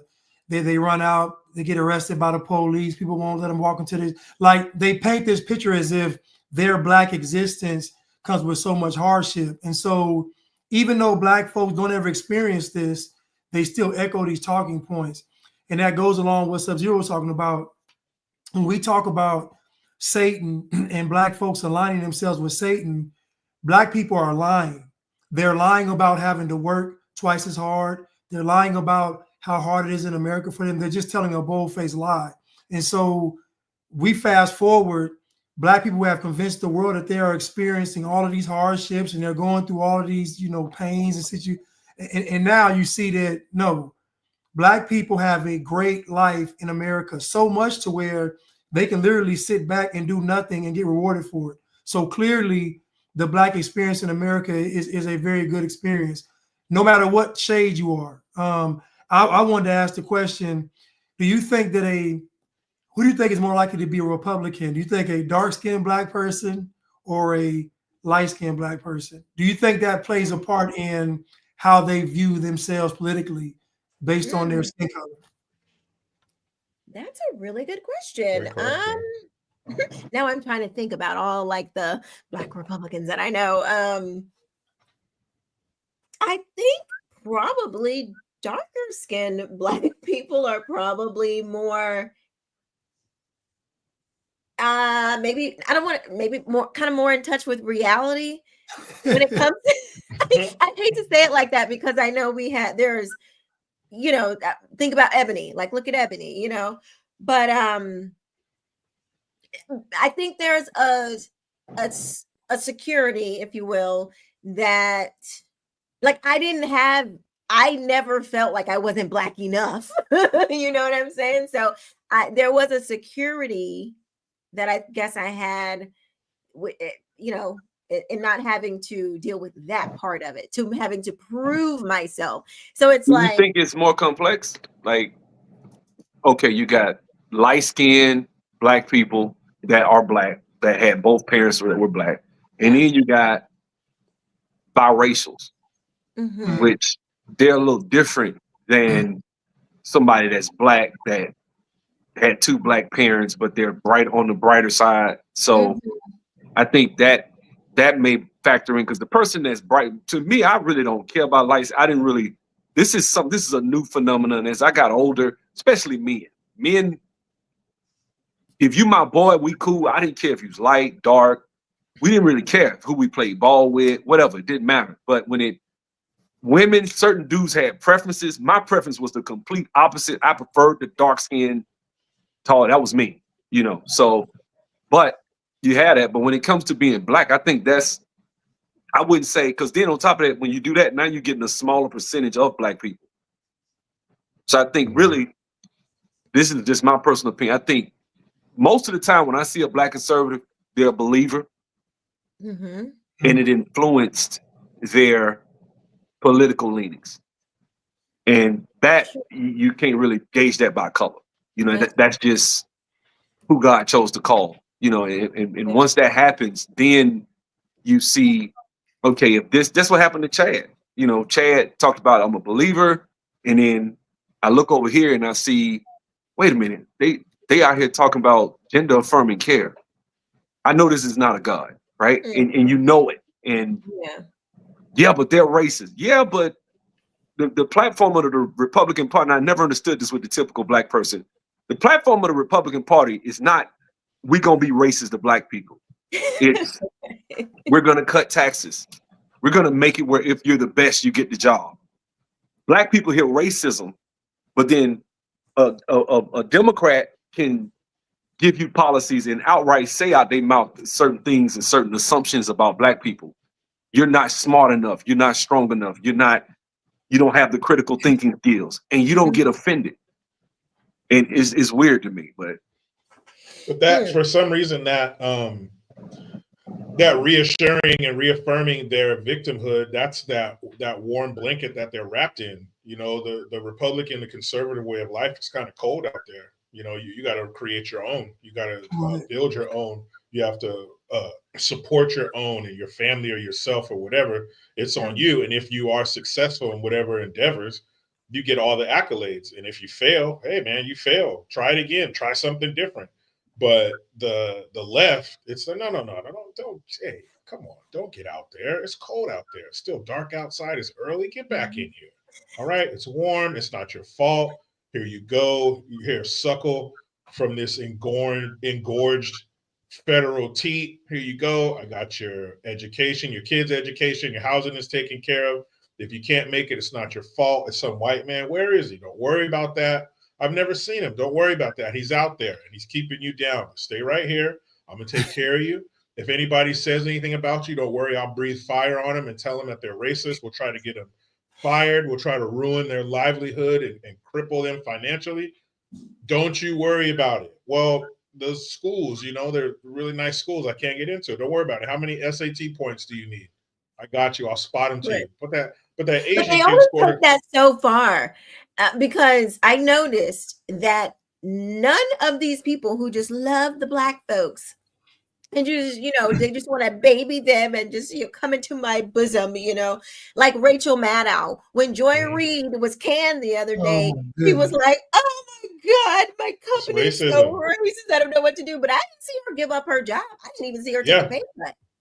I didn't see her say, here, Joy. I didn't see her get up and say, here, Joy, this is your seat. I want you to still be on here. You're my friend, or I'm not doing another episode until Joy is my co-host. Right. Something like that. I didn't see her boycott or nothing. The hell, she was like, no, yeah, company that's messed up. But anyway, boom, she went into her show to get her $25 million. So they're not real. There are some of the most racist people are the ones, you know, and we all know this, the ones jumping up and down screaming they're racist. They're usually the ones who are racist. And if it's based off of emotion doesn't have room for research and homework and figuring out the truth. That stuff you just cut straight to. It's not your fault. Come here. I'll take care of you. Don't worry about it. We got everything for you. Everything. It's like being inside of the womb. Mom's supplying everything for you. I'm piping in your food. I'll read to you. I'll talk to you. I'll play some music for you. Everything is taken care of, man. You know what? Look at that, man. Look at those white people out there. It's all that white privilege. That's why they're successful. So it's not your fault. And that's why I call black folks, you know, who subscribe to that way of thinking. I call them the Fabergé eggs of ethnicities. You got to be very, very careful. You have to handle them very gently. Not a lot of loud noises. Not a lot of bright lights. Don't talk about earning your way or working hard. Slavery. If anybody here you go, little black person, here, I'm gonna tuck this little slavery card in there. It's laminated too, so you get it wet. If anybody says anything to you about bootstraps or working hard or you've been here for a long time, you pull this card out and show it to them. They'll back off. They'll back off. Just go. It's like a little cross. They'll back off. It's like garlic. Yeah, get back. Get back. Yeah. Personal responsibility. Get back. I rebuke you. I rebuke you, white men. And it's really sad. I mean, that's literally what Kamala Harris's campaign is no accountability for your actions. You're going to lay with a man unprotected, get in a situation irresponsibly, and end to terminate the pregnancy. And she thought that was a good thing. And it really spoke volumes, the level of morality that you see or should I say the lack thereof within the not just the African American community, just really on the left, period. It's healthcare. Yeah, it's like when you say it's healthcare, and I never understood that because they say that's a right, but I'm like, you have a right to someone's labor and time, and you have a right to resources. No, that's not a right. You know what I'm saying? Because I have to be paid for my time. If you have a right to have me do something for you, I have to be compensated. Right. So it's not a right. And so when they say that, it's really just kind of backwards to me. But like I said, I think we was going to talk about the Illuminati or the New World Order and stuff. I think that there's a agenda that I think there's an agenda that tends to and has infiltrated the left, that did infiltrate the left in the 30s and maybe even before that. I know Chuck can tell us a lot of that, but that really took hold strong, real strong. And you saw the fruit in the 60s, the 70s, and the 80s, and it's really kind of to the point now it's unheard of to even think that we once were pro-capitalist. Now capitalism is a foregone conclusion. Capitalism is evil and it's based on slavery and free labor. That's what they think. And that's the typical Black person when you speak with them, to be honest with you. So very true. As we enjoy the fruits of capitalism, that's why we have so many different choices of products that we want to have. You ever go into the grocery store and you're like, man, it's too much. There are too many loaves of bread. I just need a loaf of bread. There's 200 of them. I just want a pair of shoes. There's 900. That's the product of capitalism. Choices, prosperity, freedom to create your own business and sell what you want. My wife, she wants to get some chickens and sell the eggs. You know how hard it is to get a business selling something in California out of your home? It's ridiculous. It should be as simple as, I got this. You want it? Goods, money, have a nice day. But there's all kinds of inspections and health department, all these people that got to come in and all this money you have to pay to make sure that blah, blah, blah, blah, blah. It's just, it's too much. But capitalism allows you to even pursue that dream. Right? I have a good service, people want to pay for it. Boom. If you don't have capitalism, you have communism, you have socialism. That's where the government comes in and says, there's too many loaves of bread, there's too many options. Now there's 3. There's too many pairs of shoes. Now there's 2. You can't sell anything out of your house. I'm selling. What were you going to sell? Now I'm selling it. Now everything's a government. Look at Cuba. They haven't had a new car in 50 years. Everything's dilapidated and run down. There's no competition. There's no entrepreneurial spirit. There's no young person saying, I have an idea to improve this, because the government controls everything. And then there are people who actually say, we need more government. The government can't show you how more incompetent they are. They're like, I don't even know how to show you I'm more stupid. You don't know how stupid I am? You don't know how incompetent I am? You know how inept I am? Look what I did with all your money. Gavin Newsom, come here. What'd you do with that $24 billion for homeless people? I don't know. And you want to give these people more power? They don't even live near you. These people live in DC. I live in California. That's what I'm saying. Most people kind of get real when their money is involved. Look how people that they're uncovering all of this waste and fraud and abuse and all this stuff, and they're like, what he's taking over. He's gonna stop grandma's check. They're not at all curious. Like, dang, what's going on? Oh my gosh. Like, I can't, let's support him. No, they can't. They are completely, they have to bow to the cult. All right. I want to get to this Chad name. The title of this clip is Dumb, Stupid Idiot. And we will see why. Love it. America, you really messed up. You made us stand up for the Pledge of Allegiance every day and recite with liberty and justice for all. And then we saw Oscar Grant, Trayvon Martin, Michael Brown, Tamir Rice, Sandra Bland, Alta Sterling, Philando Castile, George Floyd, Breonna Taylor. We grew up with phrases like America is the land of the free, like it wasn't built on slavery, like prisons aren't slavery, like you didn't colonize the whole world to spread slavery. Y'all really messed up. You fed us an image of Dr. King that said he just wanted to hold hands with white people, but you assassinated him for speaking out against the war and advocating for the poor. You told us Rosa Parks just sat on a bus, but she had a whole career helping black women who were sexually assaulted by white men. You never told us the FBI was watching both of them at the same time. Keep lying if you want, because the contradictions raise the people's consciousness. We now live in the information age. Internet at the tip of our fingers, and we can see right through you. Oh my goodness. I can't stand a light skin. Boy, listen, I can't stand the worst they could have did was gave somebody light skin education and taught them how to read. Man, I can't. Them little bucket head light skinned dudes with them glasses, man, I can't. Oh my goodness. It's disgusting, man. It is disgusting. It's disgusting. Dude, what are you talking about? Oh my God. The way he wanted to succeed was just hitting you with rapid fire. Just I'm just like, moving so fast. Black people think that makes it better because he said it fast, so he must be well thought out.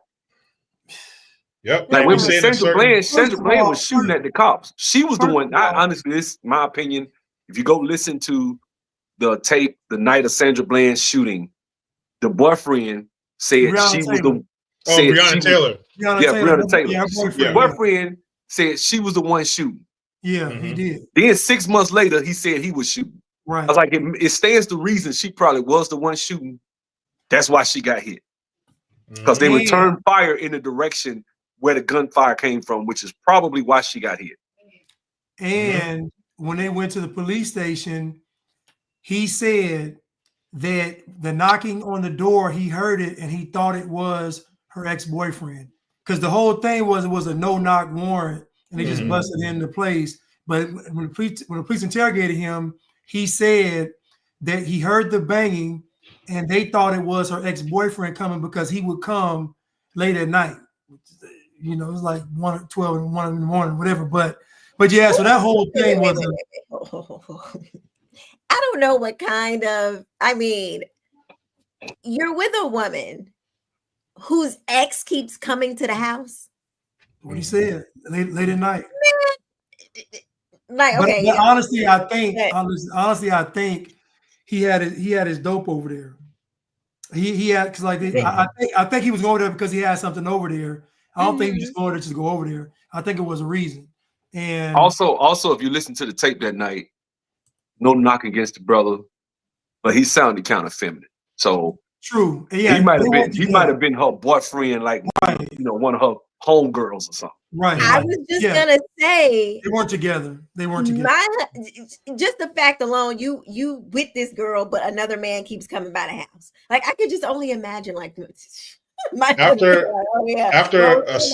that's crazy. After a certain time of night, I'm not coming to the door empty-handed. And I had the chance to sit and talk with one of the officers who were there a few years ago. I went to B. Tatum had his book signing, so I went there. I met one of the officers who was involved, and the no-knock warrant. It was a no-knock warrant. They could have busted in without knocking, but they did anyway. You had some of the neighbors testifying that the knocking was so loud that it woke them up. But they told you in the media that they just started shooting into the door and shot her while she was in her bed sleeping. Yeah. Like they just said, what? There's a black person in here, fire. Not that her dumbass boyfriend was shooting at them first, that she was up because she was in the hallway when she got hit and all these other things that played into it. And he also told me about how it affected not only his professional life, but his personal life. He said, I have black people in my family, that just totally turned on me, ruined all these relationships and all this kind of stuff that I didn't even really think about, but it almost destroyed his personal and professional life. But you have, and again, people like Breonna Taylor, what picture do they show of her all the time? She's in the cap and gown, like graduating from her nurse's thing or whatever. She's in her EMT uniform, or the Little League picture. Well, that picture was 25 years ago. But we're the only group that I see, unless there's videos out there I don't know about, of upholding people like this. George Floyd got 5 funerals and a golden casket and a statue of him. Who? You know what? I'm gonna tell you, George Floyd the optics of the guy sitting there for all that time, it looked like he was choked. Okay, I can see why people got emotional. Rashard Brooks here in Atlanta fell asleep in a Wendy's drive-thru, sat up there, talked to the police. We got the body cam footage. He commences to whipping both of the cops, slams them, reaching for their taser, right? You'll get shot just for that alone, right? He grabs the taser, runs, turns around on camera, tries to tase the cop shot him, right? And then a guy walked up, I never forget that video when it first happened. The guy walked up and said, "You shot him for no reason." Just started screaming. They burned down the Wendy's. They put up a barricade. They were drawing down, putting their guns on anybody that rode near that barricade until they shot a little girl named Sakaria Turner. That's what stopped Keisha Lance Bottoms from running for vice president. She was up for vice president, and then that happened, and it killed her chances. But they was talking about her to be the VP pick for Joe Biden.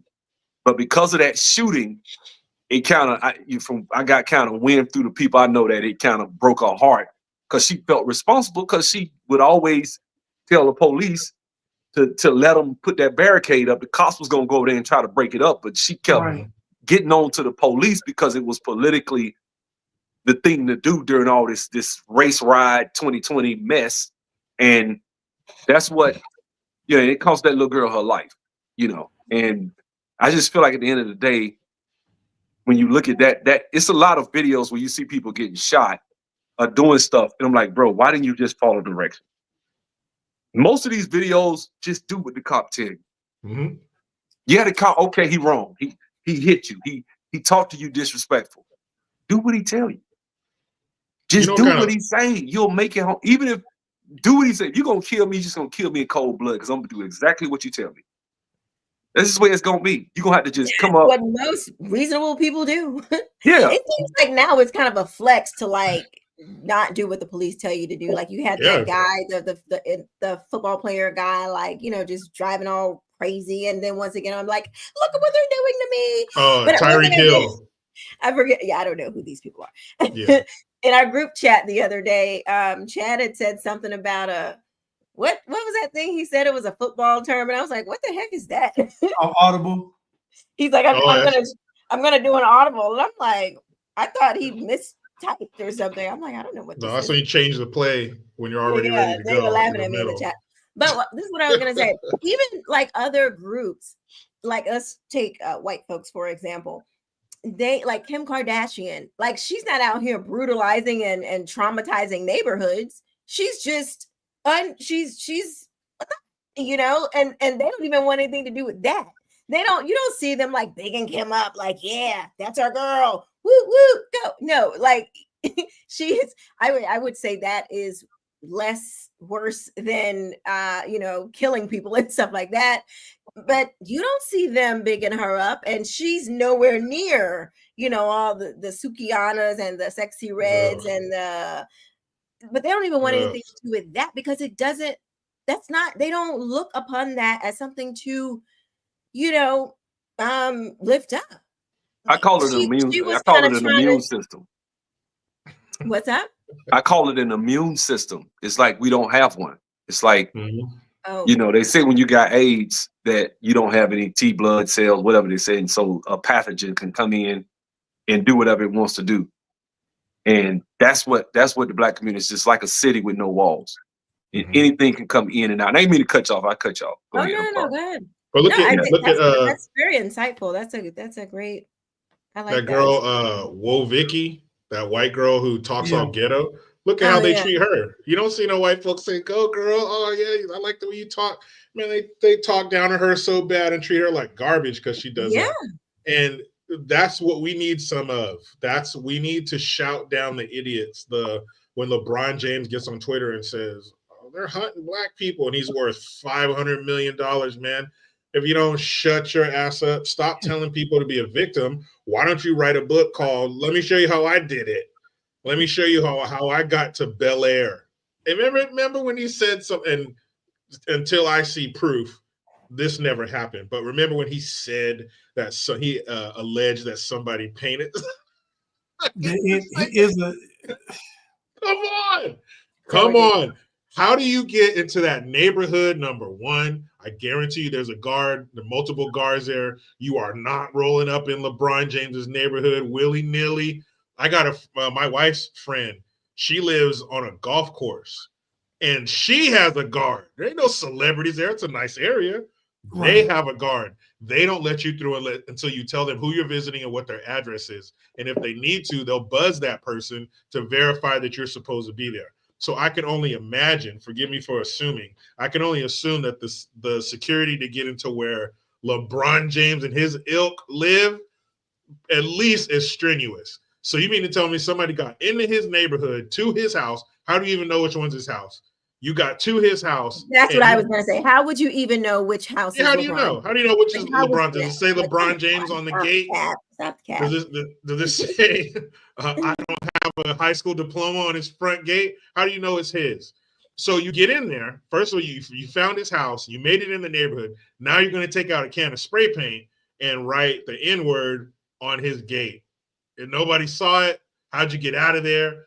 Nobody took credit for that. Nobody said, I got into LeBron's neighborhood. Nobody doxed him. Here's where he lives.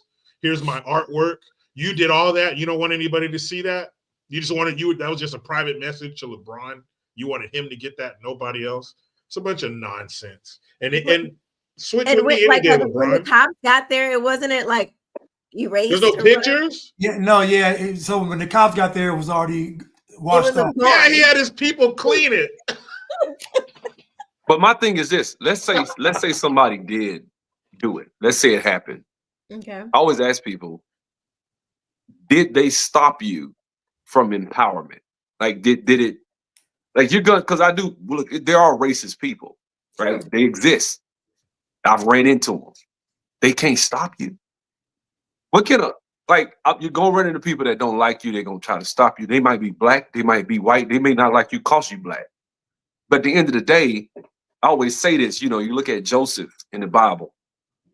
He was in Egypt, a system not designed for him. He flourished. Look at Daniel in Babylon. Not designed for him. He flourished. And I always ask myself, can they stop you? If they can't stop you, why cry about it? I was thinking this yesterday. I was thinking, man, I was thinking about how blessed I am to be born in America, given that there are the mathematical chances of being born in America when it's billions, it's like I'm assuming 1 in 20 or something like that. Maybe even lower than that. I don't know, but it's rare. And for us to be born here, I don't know. Yeah, we're American. We got all this opportunity. You can train and get skill sets and get out here and make a nice living for yourself. You got so much at your fingertips, so much information. We don't know what it's like to, die or have to worry about those 70 Christians that just got beheaded. We don't have to worry about when we send our kids to school, Boko Haram's going to show up and burn all the boys at the stake like they do. You live in America.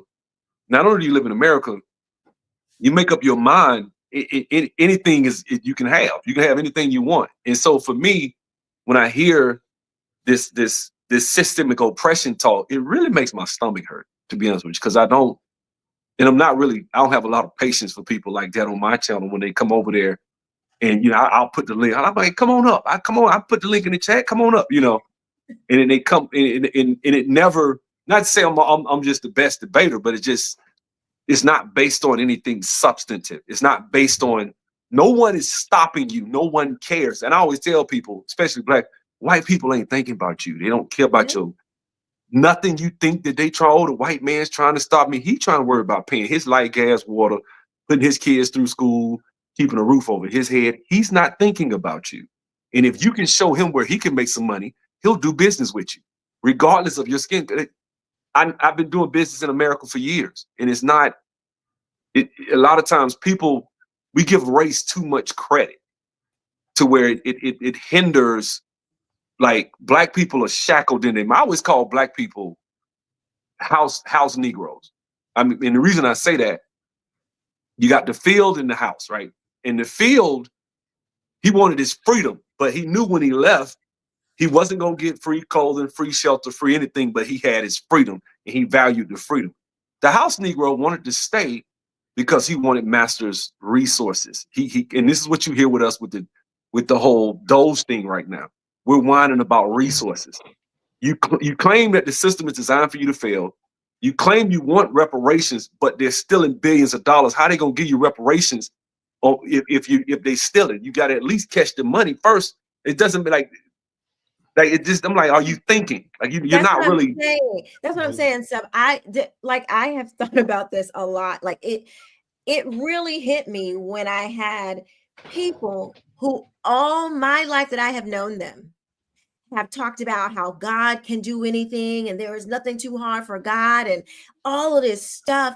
But then when the topic of basically anything that the Democrat Party said, racism, abortion, all of the homosexuality, all of those things, they became like zombies. It was I had never seen anything like it before in my life. It's not. It is something. To me, it is the only thing that can make you behave like that and think like that is something that's akin to a religion, but it's not religion. I hear people say like, oh, woke is a religion. I don't think it's not a religion because a religion behaves differently. A religion typically gives the exaltation to a god, regardless of what god, but to something outside of yourself. Cults give it to man, and that's what these people do. They look to man. They look to white people, white men or women to give them a hug or get some acceptance. The white man is God to them. Yeah. He's all powerful, he's everywhere at the same time. He's all knowing. Nowhere you can go where the white man's not going to be there. There's nowhere you can go where the white man's not going to be in control. You're describing the attributes of God, and that's what they do. They deify white people. Yes, and but I'm the sellout. I'm the we're the sellouts. We're the Gentiles and the heathens. Yes. Yeah, I don't believe that white people are superior to me. I don't believe that they have control over my life. I don't believe that. I don't believe that they can stop me from doing anything. I believe I can go as far as I take myself, period. So who's the C word and who's the house Negro now? I'm out here doing what I want to do when I want to do it. You're the one who has to wait for permission from this mythical being to grant you the ability to move about. What are you talking about, man? There's nobody. I lived 18 years under my parents' rule. There's no way in the world I'm going to be out here and let somebody else tell me when and where I can go and who I can have relationships with and if I can start a business or go here and go there. And another thing, man, that I can't stand that they tell people who look like us, who have our beliefs, they tell us they're never going to accept you. Well, what makes you think I want their acceptance? I have my wife and my kids. Those are the only people I care about accepting me. And if you really want to get down to it, I'll whittle that down to my wife. I don't care if come my kids on now. You know we want else. white people. We as conservatives, we want white people to give us, biscuits. They give us butter biscuits for, showing them love. They give us a pat on the head. They give us jobs and they give us they cook butter biscuits and they give them to black people. And that's what I'm saying. That's what they say. Doesn't make any sense though. Half of the white people in America agree with black people. Half of the country is liberal and they agree with black people. So black people talk about white people. But we are talking about listen, go to an election, a Democratic election, and just look at the crowd of people that are going to vote, quote unquote, Democrat. It's majority white liberals. So black folks saying that we want to be white when your entire party is ran by libtards. What are y'all talking about? Kamala Harris, white husband. AOC, white husband. Joe Biden, white. Everybody is white. So it's just dumb. Half of the country agrees with black people. They keep talking about racism, and the CEO of Netflix ain't racist. The CEO of YouTube ain't racist. Amazon CEO is not racist. Who's racist? Every major corporation in America is ran by a white or Jewish liberal. So black folks talking about systemic oppression, all this stuff. Who are y'all talking about? What do conservative white people run in America? What? They're firefighters, they're police officers. What do they run in America? Nothing. America is ran by these corporations with liberal CEOs. So this notion that white people, it don't make any sense. What are you talking about? Half of the country, literally, you walk outside, this white person over here is conservative, this one is liberal, this one in the middle don't even care. So black folks lie a lot. It's a lot of lying they do. This is crazy. Talking about white folks. No, white folks don't. White folks agree. Most of them agree with y'all.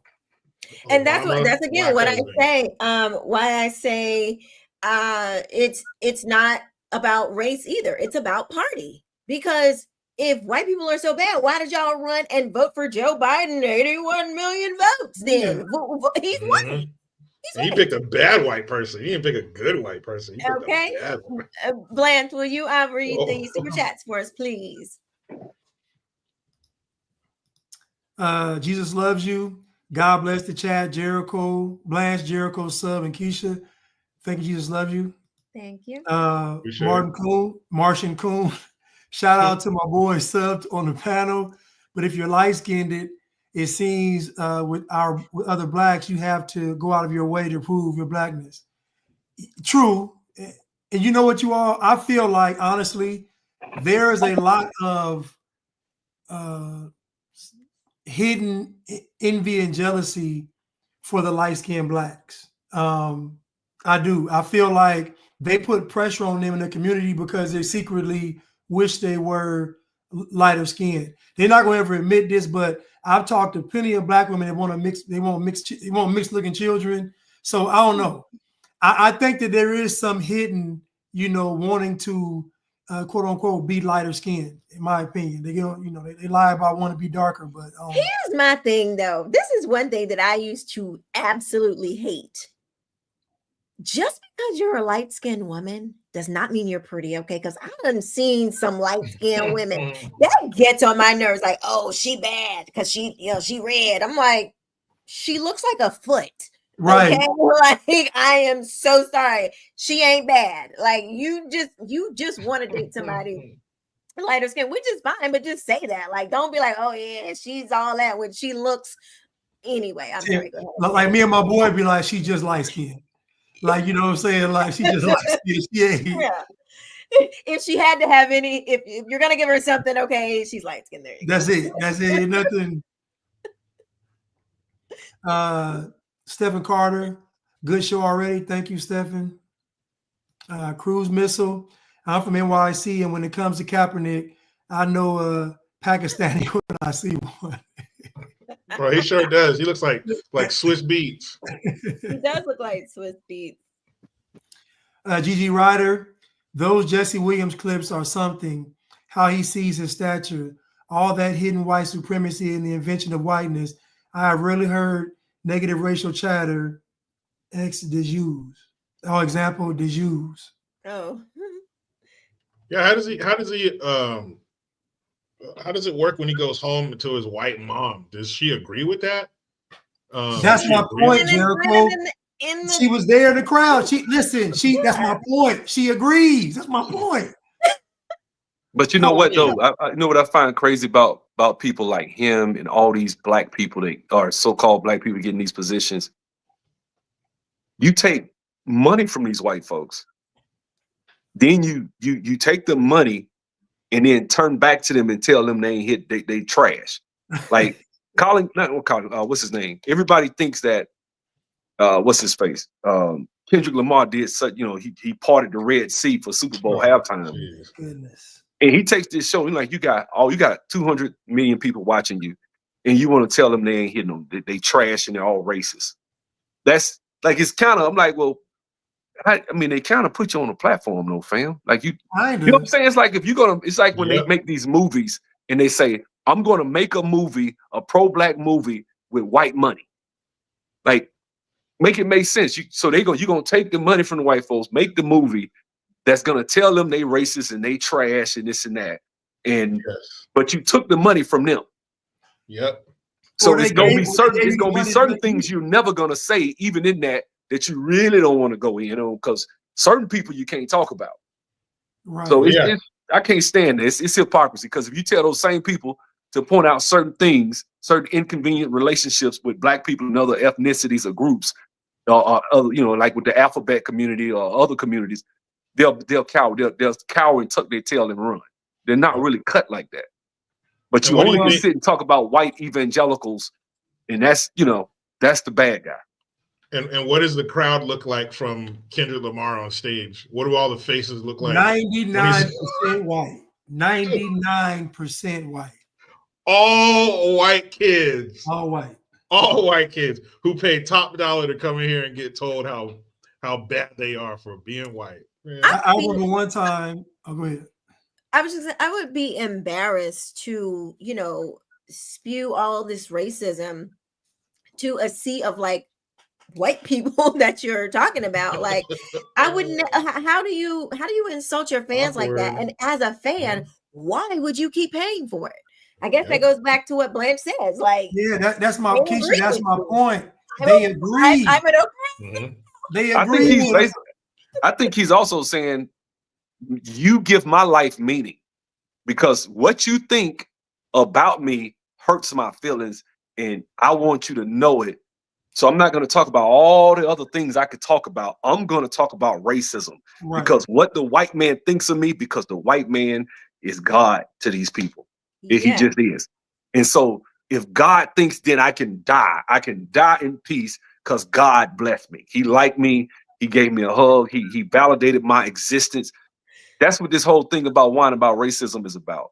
You need to validate my existence as a human being. Otherwise, I don't know what I'm gonna do with myself. There's a lot of other things you can talk about. There's a lot of other things you can talk about in life besides racism. Why is that the only thing you talk about? It's a lot of dysfunction going on in the black community. If you want to be positive, why it's a is lot that of things you can talk about that God can't fix? God can move mountains, but he can't fix racism, not to black folks. Yeah, because he hasn't gotten around to that yet. But he can, because subconsciously God is seen as white. Because Western culture, evangelical Christian white, mirrors God the best, because it's a more stable society where we can be free to worship, to learn. So the way society is constructed for these Western nations mirrors more of God than these other countries do. So they don't even matter. Think about it. When they make God black, God has no power.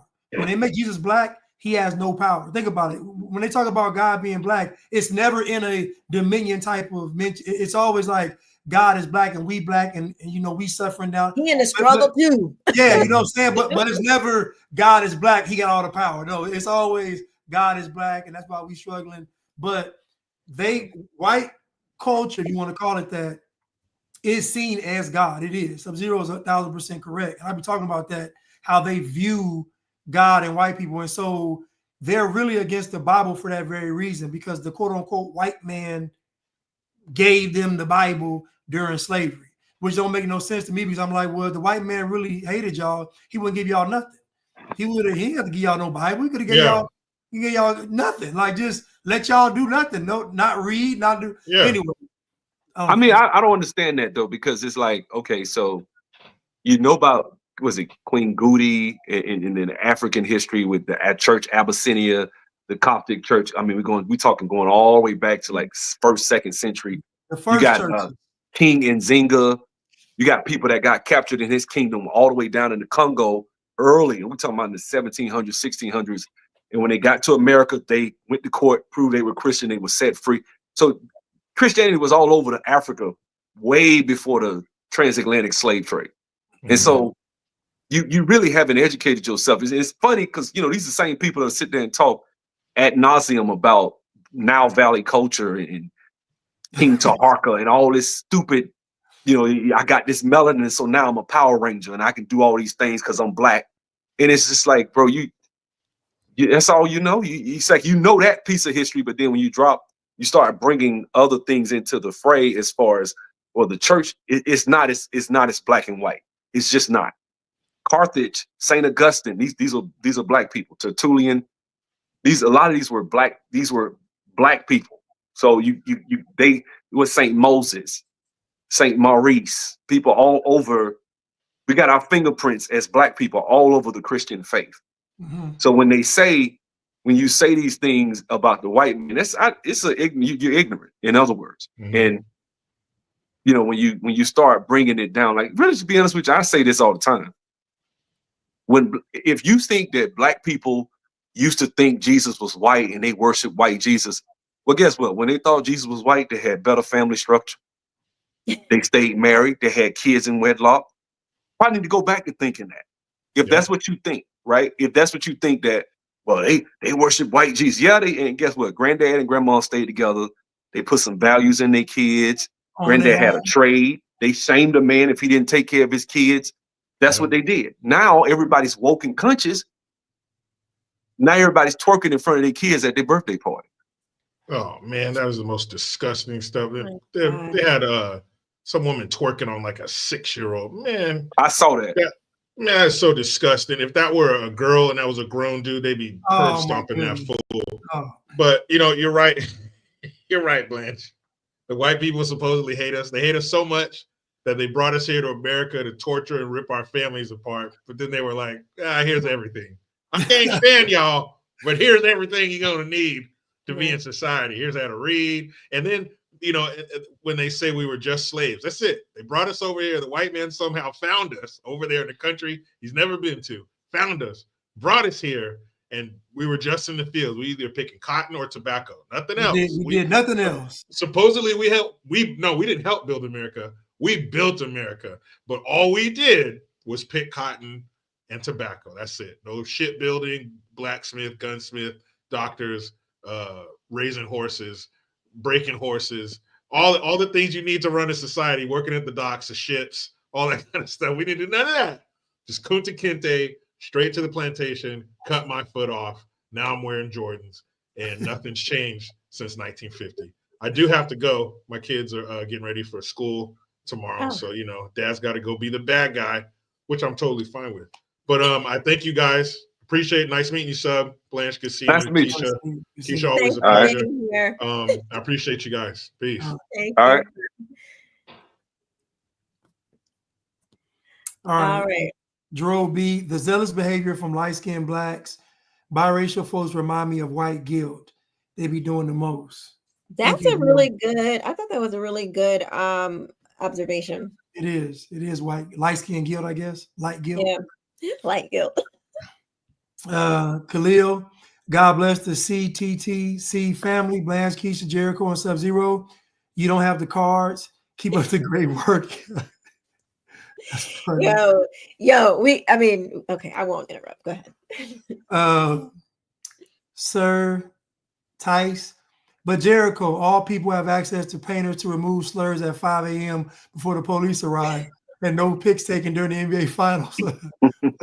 Right. Shout out to Tice. What's up, Tice? Thank you, Tice. And then Martin Towns, that damn Jesse Williams and Colin Kaepernick, clowns. Thank you, Martin Towns.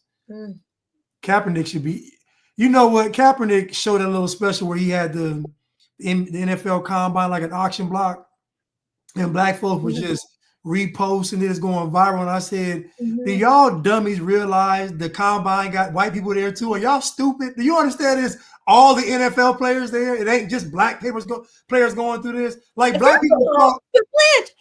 They get paid millions of dollars though. Like, I don't know, but I thought it was free labor that they was pissed off about. I didn't think you know what? Like if somebody, if I'm old as I am, somebody come out there and say, hey man, you got a shot at making the Atlanta Hawks. Get in shape, right? They gonna give you a shot and you got a good chance of making it. I'll do it now. So I could just imagine, like, yeah, you young, you playing college ball. Yeah, you're not a slave. I hate that idea. Slavery is unpaid labor. Like, you know, when they call capitalism slavery, I'm like, no, you can quit. You can quit. You have a choice. You can find another employer. Or if he doesn't want to give you the job, he can hire somebody else. It's a choice. It is a choice. And I heard before, I think it was a system called mercantilism that predates capitalism. That's what slavery was initiated. It wasn't capitalism. Capitalism, you start talking about the Industrial Revolution, is when we started migrating away from, slaves. and getting away from that whole phraseology of, because that's when, you know, they say it started late 1700s, but even still, it was kind of migrating away from that. Yeah. So it's mercantilism was really the system that they had prior to that. So this whole thing of putting capitalism in the same boat. Yeah, well, capitalism is slavery and the white man, and this whole thing is built on, because that guy you just played a minute ago said it was built on slavery. You got your freedom for like 100 and some odd years. You got like 175, 180 years free though. Like, you can't keep saying that. Like, eventually you got to say, okay, that was 1865, bro. Like, I don't think they're going to stop. I don't think that this is going to stop until, and I hate to say it like this because it sounds like I'm agreeing with what some bliggities say, but I don't think you're going to be able to do away with this until white people say enough. Because they're a majority. So until enough of them say enough, we're not promoting this junk no more. We're not putting you on a pedestal no more. You got to work just as hard as everybody else. We're not treating you any differently because of your skin color. Like, we just went from one end of a spectrum to another. Like, we weren't treating you well because you're Black. Now we're treating you so great because you're Black. It's like, no, we got to stop the extra treatment based on skin. Just stop it. But they also, think about it. Back in the day, we were saying, well, we're not getting a fair chance. Then it's, okay, now that we're going to base it on your merit, and now you're saying that's not fair because we don't have certain things. Instead of saying, okay, well, since you don't have those things, why not you just work towards it? It's almost like we're locked in as being subpar. It's impossible for a Black person to get a 35 on the ACT. It's impossible for a Black person to be able to have a certain GPA, or a Black person to be able to perform said job at a high level. It's impossible. You can't do it. Because if it is possible, what are we scared of? Like, what are you afraid of?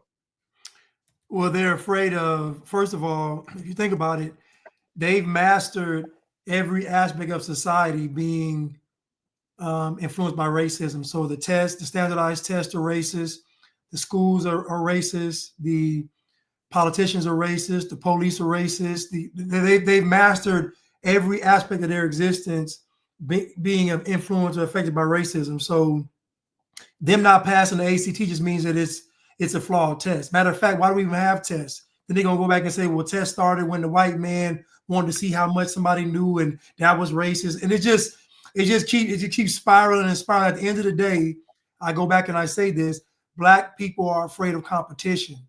They don't want to compete. And back in the day, you had to compete to survive because there wasn't all these programs and stuff. There wasn't all these safety nets. So if you were a man, if you wasn't going to work, you wasn't going to eat, period. No matter what color you were. Now you have options. When Sub-Zero was talking earlier, I went and looked up the incarceration rates, and it was higher in the 80s. In the early 80s, it was higher. But I was like, that makes sense because those were the children of the 60s. So it makes sense that all those revolutionary Blacks had children, and then by the time the 80s came, they became young teenagers or young adults, and they was all on that, the white man this, I ain't got to work, the system is corrupt and all that. And that's why the incarceration rate was probably a lot higher then. And crack. Then crack came. That was. You know what? It stands to reason that we're going to have higher prison numbers because it's kind of like it's cause and effect. Low marriage rates, fatherlessness in the homes. When you go to school, you look at the kids in elementary school, Black boys tend to get in trouble more than other. It's not just because of picking on Black boys. It's they don't have fathers. They lack discipline. And then they get out, and not everybody's shocked and whining about mass incarceration. But I'm like, well, all you got to do is just go back and look at high school, and you'll see you don't have no dads. So what you think? Okay, he was in high school cutting up, going to the teacher's office every other day, getting suspended. Then he graduates and he's all of a sudden an upstanding member of society. He's going to do what he's supposed to do. And when he comes across the police, he's going to now all of a sudden respect authority when he didn't do it in high school. He didn't do it in middle school. I went to school with a lot of dudes that made the 6 o'clock news. I can name them. I don't want to embarrass them because you can probably look them up on the internet. These dudes, when we was in elementary school, fights, they was having sex in like the 4th grade. Mm-hmm. They would literally smoke cigarettes out in the front. They'd be out there smoking, talking to, hey man, let me see your report card. Like he a 50-year-old man. He out there, oh, you did good. I'm like, dude, you in the 4th grade trying to tell me I did good, you know? And it's those dudes, they didn't make it. Most of those guys didn't make it to like the 9th grade. They didn't. And then the ones that made it to the 9th grade that were gang members, and because that was when the gangs was real big, when NWA and all that was big. They took most of those dudes made the news. They didn't do well in life. And I thought, why? That guy can't come back. Like Larry Elder had a friend of his, he said that played basketball, football, he's real good, but he had a bad attitude. He still wound up going to college. Then the guy, he got out of college, came back. Now he's militant, talking about the man and the system. And Larry said, man, I got in this basement. Yeah, he got in his face like, man, no, you can't say that. I was there. Everybody tried to give you opportunity. Everybody begged you to play. They begged you to do this. I know guys that coaches begged, cried in tears. When University of Miami wanted to sign this guy, he out there smoking weed. The coach really cared, tried to beg him. He refused. Mm-hmm. And if you see him now, he's talking about the system. Yeah. Like, man, go sit down somewhere. Just like these rappers say, my teacher said I wouldn't be nothing. And I said, that's a lie. Your teacher didn't say that. He or she was trying to teach and you was disrupting the class. I said, that's what happened. They didn't say you wasn't going to be nothing. They said, if you continue to acting like how you acting, you're not going to be anything. So they even lie about it. Everybody lies when they get older about what they were doing back in the day. And I know for a fact, like Sub-Zero was talking about, when it comes to Black children, there are so many resources for them to succeed coming up in these inner cities. I'm talking about after school programs, about 3 or 4 in the school, camps, programs for free. Like there's so many resources for Black children coming up. There's really no excuse. Where I live, the best high school and two of the best high schools and the best middle schools are in the Black neighborhoods. They're like right there. But you see when you see the pickup line, it's all white kids. Mm-hmm. Sub-Zero, where are you from? I'm from Montgomery, Alabama, but I live in Atlanta. Oh, okay, cool. Yeah. All right, we're gonna play this. This other. I've been holding this one. I've been saving this one for Blanche. Where is it? Oh, here we go. Here we go, Blanche. This is for you. I was bruised, but my ribs were not cracked. They were not broken. I went to the doctor immediately. Frank Gatson drove me. I was not hospitalized. Both my doctors in LA and Chicago cleared me to perform, but said to take care, obviously.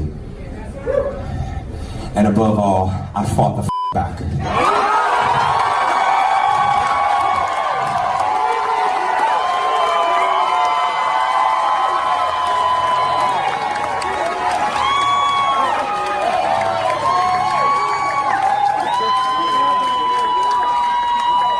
I'm the gay Tupac.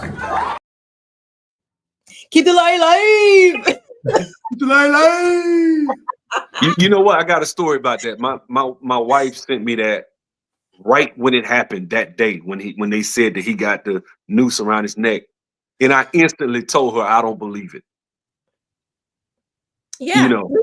So this is what I thought. I didn't think it was like, I thought it was like a gay lover quarrel. I thought that's what it was.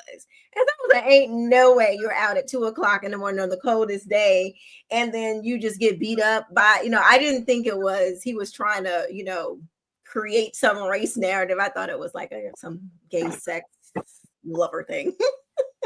But you know what's crazy about that is Black folks knew he was lying and they still ran with it. And I'm gonna be honest with you, that situation, Jussie Smollett, that changed my whole outlook on the Black community. It did, because I'm like, y'all know, even at the time, even my girlfriend at the time, she was liberal, woke, Black queen, all that. And she was like, I don't know about this. She even was like, it was cap. But the fact that Black people was riding with that story, I said, and y'all, I'm talking about on TV, I'm like, y'all know this, man. Y'all know it's not true. Like, and they was riding with it. Just think about this for a second. This is how crazy the story is.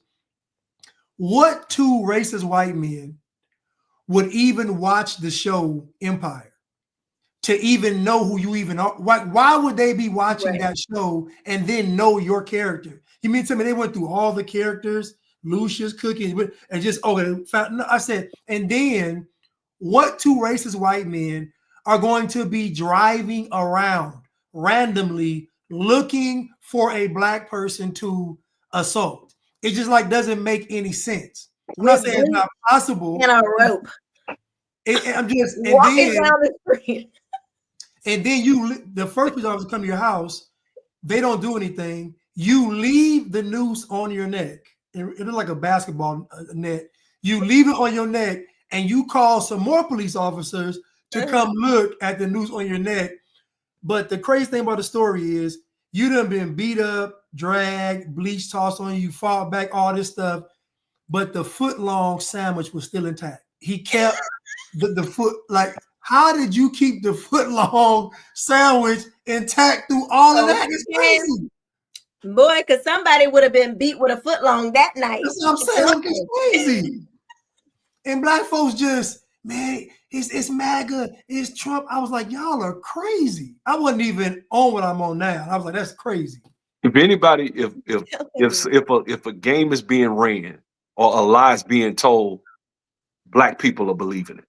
That's just true. That is just if somebody is running game anywhere, you're right. Black people are gonna be in the heart of it. And when it comes to racism, I mean, they've done a masterful job. Black people are done. That's I say it all the time. They're done. I always play never seen a man cry. I always say, stop trying to fight the reaper, just relax and let it go. Like it's over. Like the rigor mortis is kicking in now. Like you done. You out of here. Because it's like when you talk to a person, you're like, bro, it doesn't make sense, man. Look at this from a perspective of this guy is on a TV show. Some guy jumps on him. This is MAGA country. Like that's not how somebody talk. They just don't talk like that. Don't talk. Like, you know what I'm saying? Like I've been to these rallies. I went to a Tea Party rally. I know how those people are. Man, them folks don't care. You go to a Trump rally, man. Hey, how you doing? It's the nicest people you want to meet. I knew instantly. I said he lying. She was like, my girl was like, you for real? I'm like, yeah, I don't believe him. I think he lying. And I didn't let me tell you something. I pride myself. I never watched one episode of Empire, right? I remember Scandal. I never watched Scandal, never watched Empire. I watched both. Well, I watched some. I didn't watch all of them because Scandal got too scandalous. And I was like, this is ridiculous. And then Empire got too ridiculous. I didn't get too far into Empire because. But I know Lee Daniels. Well, I don't know him, but when I saw Precious, I said, man, this dude is evil. Like you evil, bro. You can't like you that's like Stephen King. Like you watch Precious, like and you watch the critics was like, oh, it's so redeeming. I'm like, what's redeeming? She big, she got HIV, her daddy done messed over, her mama, she can't read. And at the end, I'm like, what she do? Move out? That's redeeming? Like, come on, bro. Like that was like Saul. It was just horrible. And I knew then they said, oh, he got a TV show. That's just gonna be more of the same. And then he had that show. Like that about John Singleton too. Like I feel like he was Rosewood. Like I didn't when I heard stories about him, I was like, this dude is into some weird stuff. Like yeah, he did an interview. He did an interview with I think Benny Medina or somebody on Power 105 Hot Breakfast Club. And he told them when they did that All Eyes on Me movie, he wanted to start. I was like, bro, how you want to start the movie off like that? Yes. Like, why would you want to? And this supposed to be your friend? Start off like what? He wanted to start it off with him getting messed over in prison. Tupac getting anal. Yes. I was like, come on, bro. I was like, what in the I like the world? fact And that he then- said and then that. supposedly like he would be dating this white girl and her father comes in or something and he says Yeah, something about but see, that's the thing. What we found out later, him and Pac was beefing, but Pac had fell out with him by the time when he died. Yeah. Okay. So it ain't no telling, man. It's the thing is, I do believe that Hollywood is controlled, and I think certain black people don't get on unless they do certain things. You gotta, and when I say do, I'm talking about the image you portray, the way you push certain things has to have a certain spill to it. Certain truths you'll never be able to touch. Certain things that I'm not gonna say it, but certain things you just won't be able to touch. So. And even I used to watch Empire that first season, and I actually liked the show until I want to say it was the last episode, and there was a choir singing in church. So I think Lucius had went to church or something. It was a choir singing in church. Then it was Jussie and this guy meeting up for a rendezvous, and then so it would cut from the choir singing a gospel song to Jussie Smollett messing with the dude, then back to the choir singing, then Jussie, and then finally they just split the screen, and it was the choir singing on one side of the screen, and it was Jussie Smollett and the dude hunching on the deck. I'm serious. And I was like, what the, like both images at the same, and this how the devil works now. You got two images at the same time. What you gonna choose? Really cut the TV off. I cut that. I said, this is crazy. Jussie over here, Jussie hunching, gospel, black choir singing, split screen. I said that was the last time I watched that show. That was it.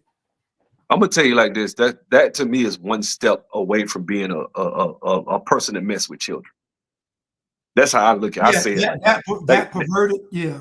Yeah, if you own that, and I know somebody may be like that, don't take no offense, but I'm just saying for me, that's pretty messed up. Just in my mind. That's how I look at it. I'm old country boy from Alabama. Forgive me. Well, no, I mean, just quickly, like I think the reason why God is so like, he points to it like this is an abomination. Do not do this because it's a sin against your own body.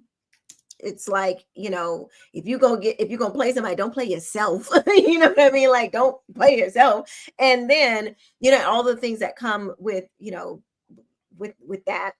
But it opens you up spiritually because when you are connected like that, you are spiritually delving. You're opening up yourself to something really wicked spiritually, and I think that's what so yeah, I think it opens you up to all kind of stuff, bestiality and all kinds of things, because it's like now, just like with the abortion thing, it's like once you start killing innocent kids, you really can't get it. Like, where's there to go? You know what? I don't know if y'all make a joke, but like when Dave Chappelle is I think it was the Sticks and Stones, and he's like, when he's talking about the little kid and Michael Jackson, he's like, well, the only way to go is up from here. It's like, if you start doing that to innocent little kids, I mean, you're really open yourself up to anything. Go ahead and finish your statement, Sub-Zero. We're going to play one more clip. And I forgot. Don't worry about it. Okay. Sorry about that. All right, let's play. Did you have something, Blanche, before I play this? No, let me read this. No, I'll wait to read it. Okay. I'm going to play, which one did I want? We didn't play any Kaepernick. I mean, I feel like we've heard enough of him throughout the years. I was going to play, should I play the song? Okay, I'm going to play both. We're going to play this song real quick, and then I'm going to play a clip. If you talking about black on black crime, I gotta tell you that you probably lost your mind. We got an issue with you not trying to solve it. Talking about symptoms ain't gonna cure the problem. We got a problem and you ain't trying to hear it. You didn't listen when Kaepernick was kneeling. All lives matter, wanna steal the attention. Trying to shift the focus, that's your intention. You arrest one cop and think we good now. You think because we got Juneteenth we good now. Y'all got work to do, and we won't let it slide. Cause to be real, some of y'all still in denial. You don't believe racism is real. You'd rather fight against us than admit. We built this country, where's our compensation? You gon' be mad, but we want reparations. Hey, in the kitchen, no, whip it, hey. Okay, first of all, the girl can sing, like she can sing, and it's just a shame that her talent is being used for wickedness. Okay, y'all know y'all don't like that little Justin Bieber bop. I like that song. In the kitchen. No, listen. You know how disheartening it is, Keisha, for a black man out here to have some sense, and then he talks to the average black woman, and she just completely gone to the Democratic Party. Like she just this last election, black women got exposed because they were riding for Kamala. I'm talking about it was insane. Yeah. And I'm talking about 9.5 out of 10. I'm talking about, I was like, my good, there was no kind of, it was bad. You know, let me say this, and this is my little theory I have about that thing. Like women, and it's gonna sound real sexist. Women don't know what they believe half the time. They'll say they Democrat. No disrespect.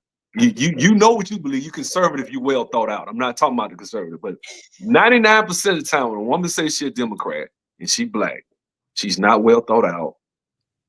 You're gonna get into it. She's gonna throw those old 10-year-old talking points.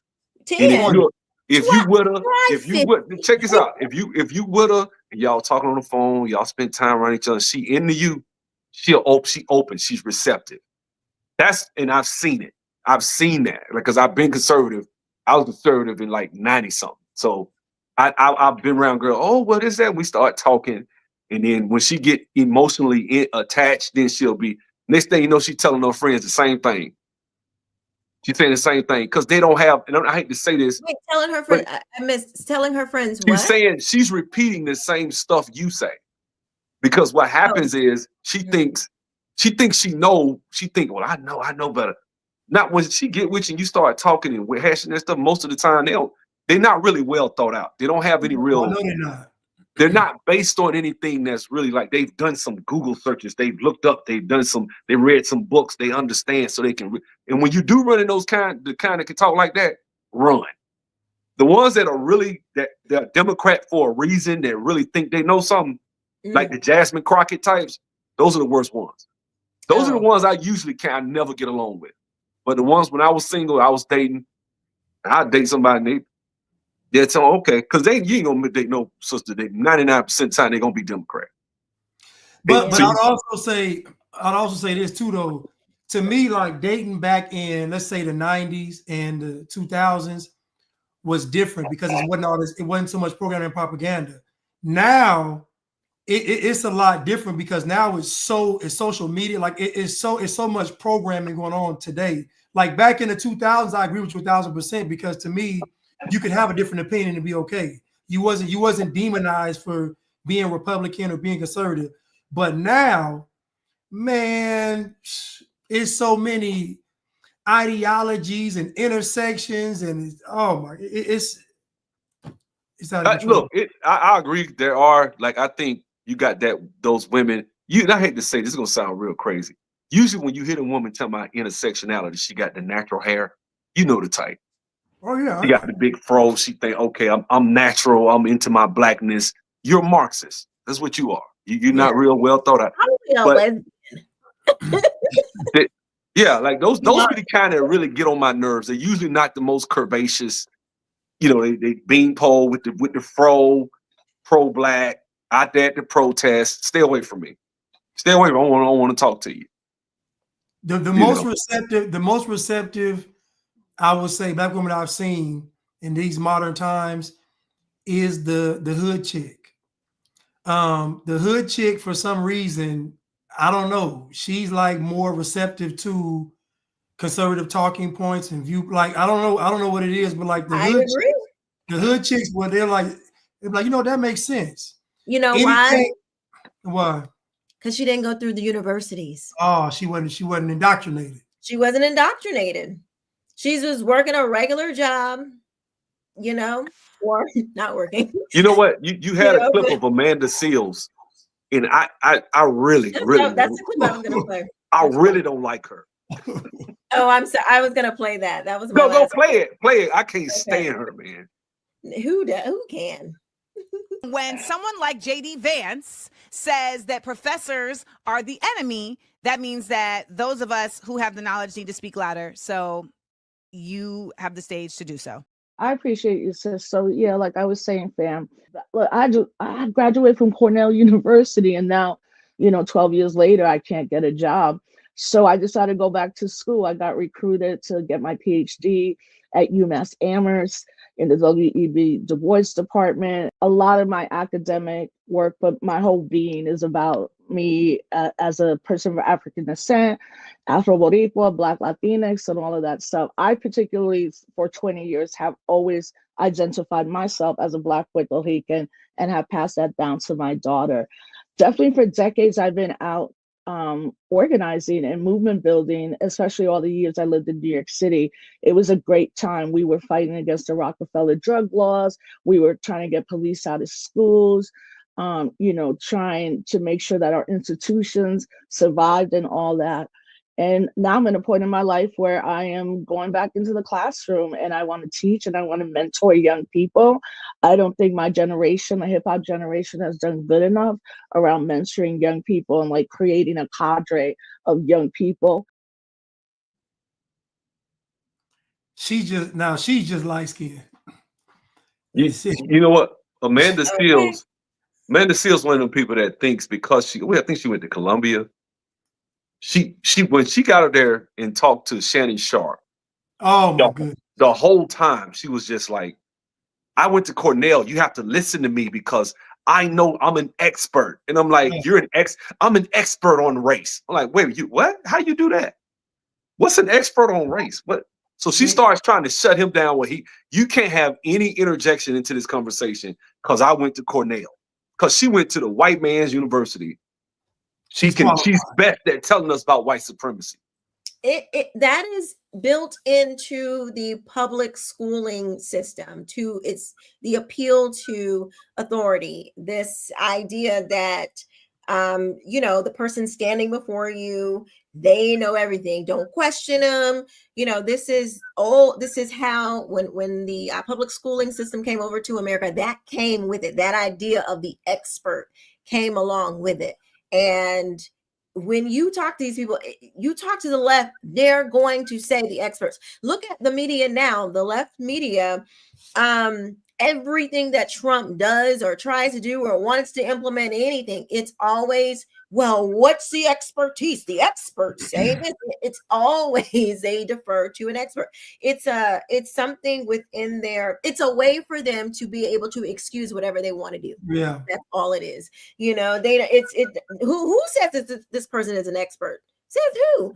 Y'all don't even know that men are men and girls are girls. Like y'all can't even figure that out. But I'm supposed to, rely on you to be an expert? This is insane. You've not proven anything that you are an expert in.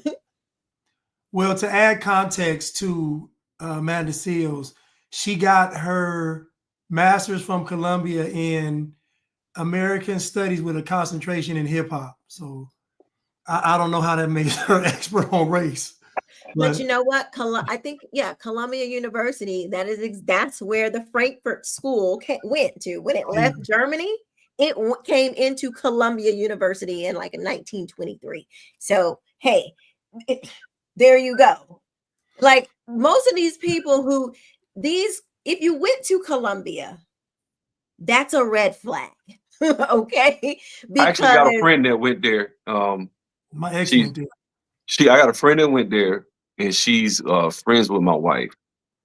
And me and her had a very spirited discussion. We was in New Orleans, drunk. We've been drinking. We up there taking out oysters. You were turned up, dude. Hey, she starts talking about feminism. Oh, baby. And I'm like, man, and I just sat there, I just took it. And I just say, look, we start going at it. And I could tell it messed her up. It really messed with her. Because she was like, I'm the expert. I went to Columbia. I'm Ivy League. And this guy, he went to Tuskegee. He should not be able to sit. And I'm just telling her, like, this whole myth of y'all making it was 74 cents on the dollar that if you adjust. So I started giving her all the information. And she just, boy, she got upset. It was a big.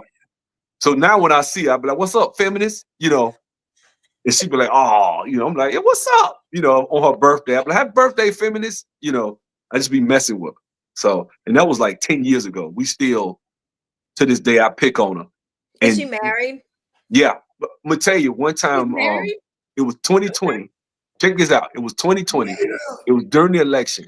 I was at the house. She goes and gets, like, we having a barbecue, right? It's like 100 black folks, older black people. Mm-hmm. I'm chilling. I know maybe 8 people at the whole thing, right? Mm-hmm. She goes and, he's a conservative.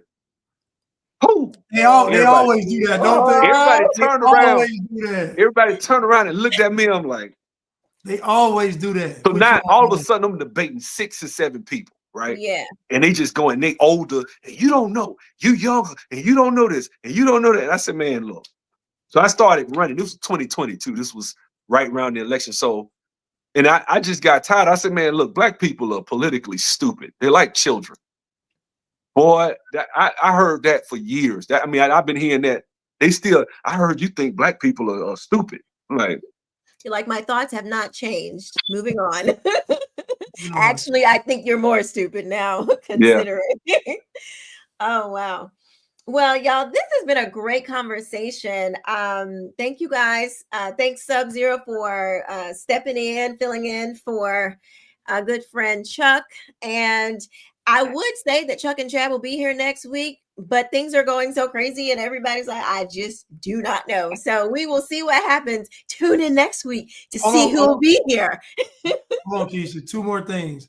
Okay. The first thing, we got 2 super stickers, and then people were asking about your school, Sub-Zero, in the chat.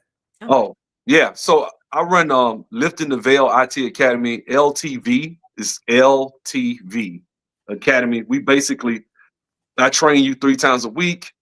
I get students, I train them. It takes about 5-6 months. Then I interview you. Once I interview you, we help you with your resume, and you go out and you get tech jobs. I just started my class, which is data analytics. I teach on Tuesdays and Thursdays at 8 p.m. Eastern, and on Saturday mornings at 11 a.m. Eastern. Class is about an hour and a half on Saturday and 2 hours, hour and a half sometimes during the week. I've had people get out there when we get jobs anywhere from like 90,000 on up to like, 110, 120,000. That's what we do. A lot of them get remote jobs. So I've been training people. I actually got into IT late. I got in my 30s and so I started running this academy about 8 years ago. I've been doing it for years. The phone number's on the website. So I'm gonna put it in the chat. I'm gonna just type it in the chat for y'all. And that'll allow you to, if you want to, reach out to me. Just the phone number's in the upper right-hand corner of the website. Well, it wouldn't let me. So, so okay. I'll put it in the chat. Okay. And so what's the website again? I just put in the back chat back there. But it's www.ltv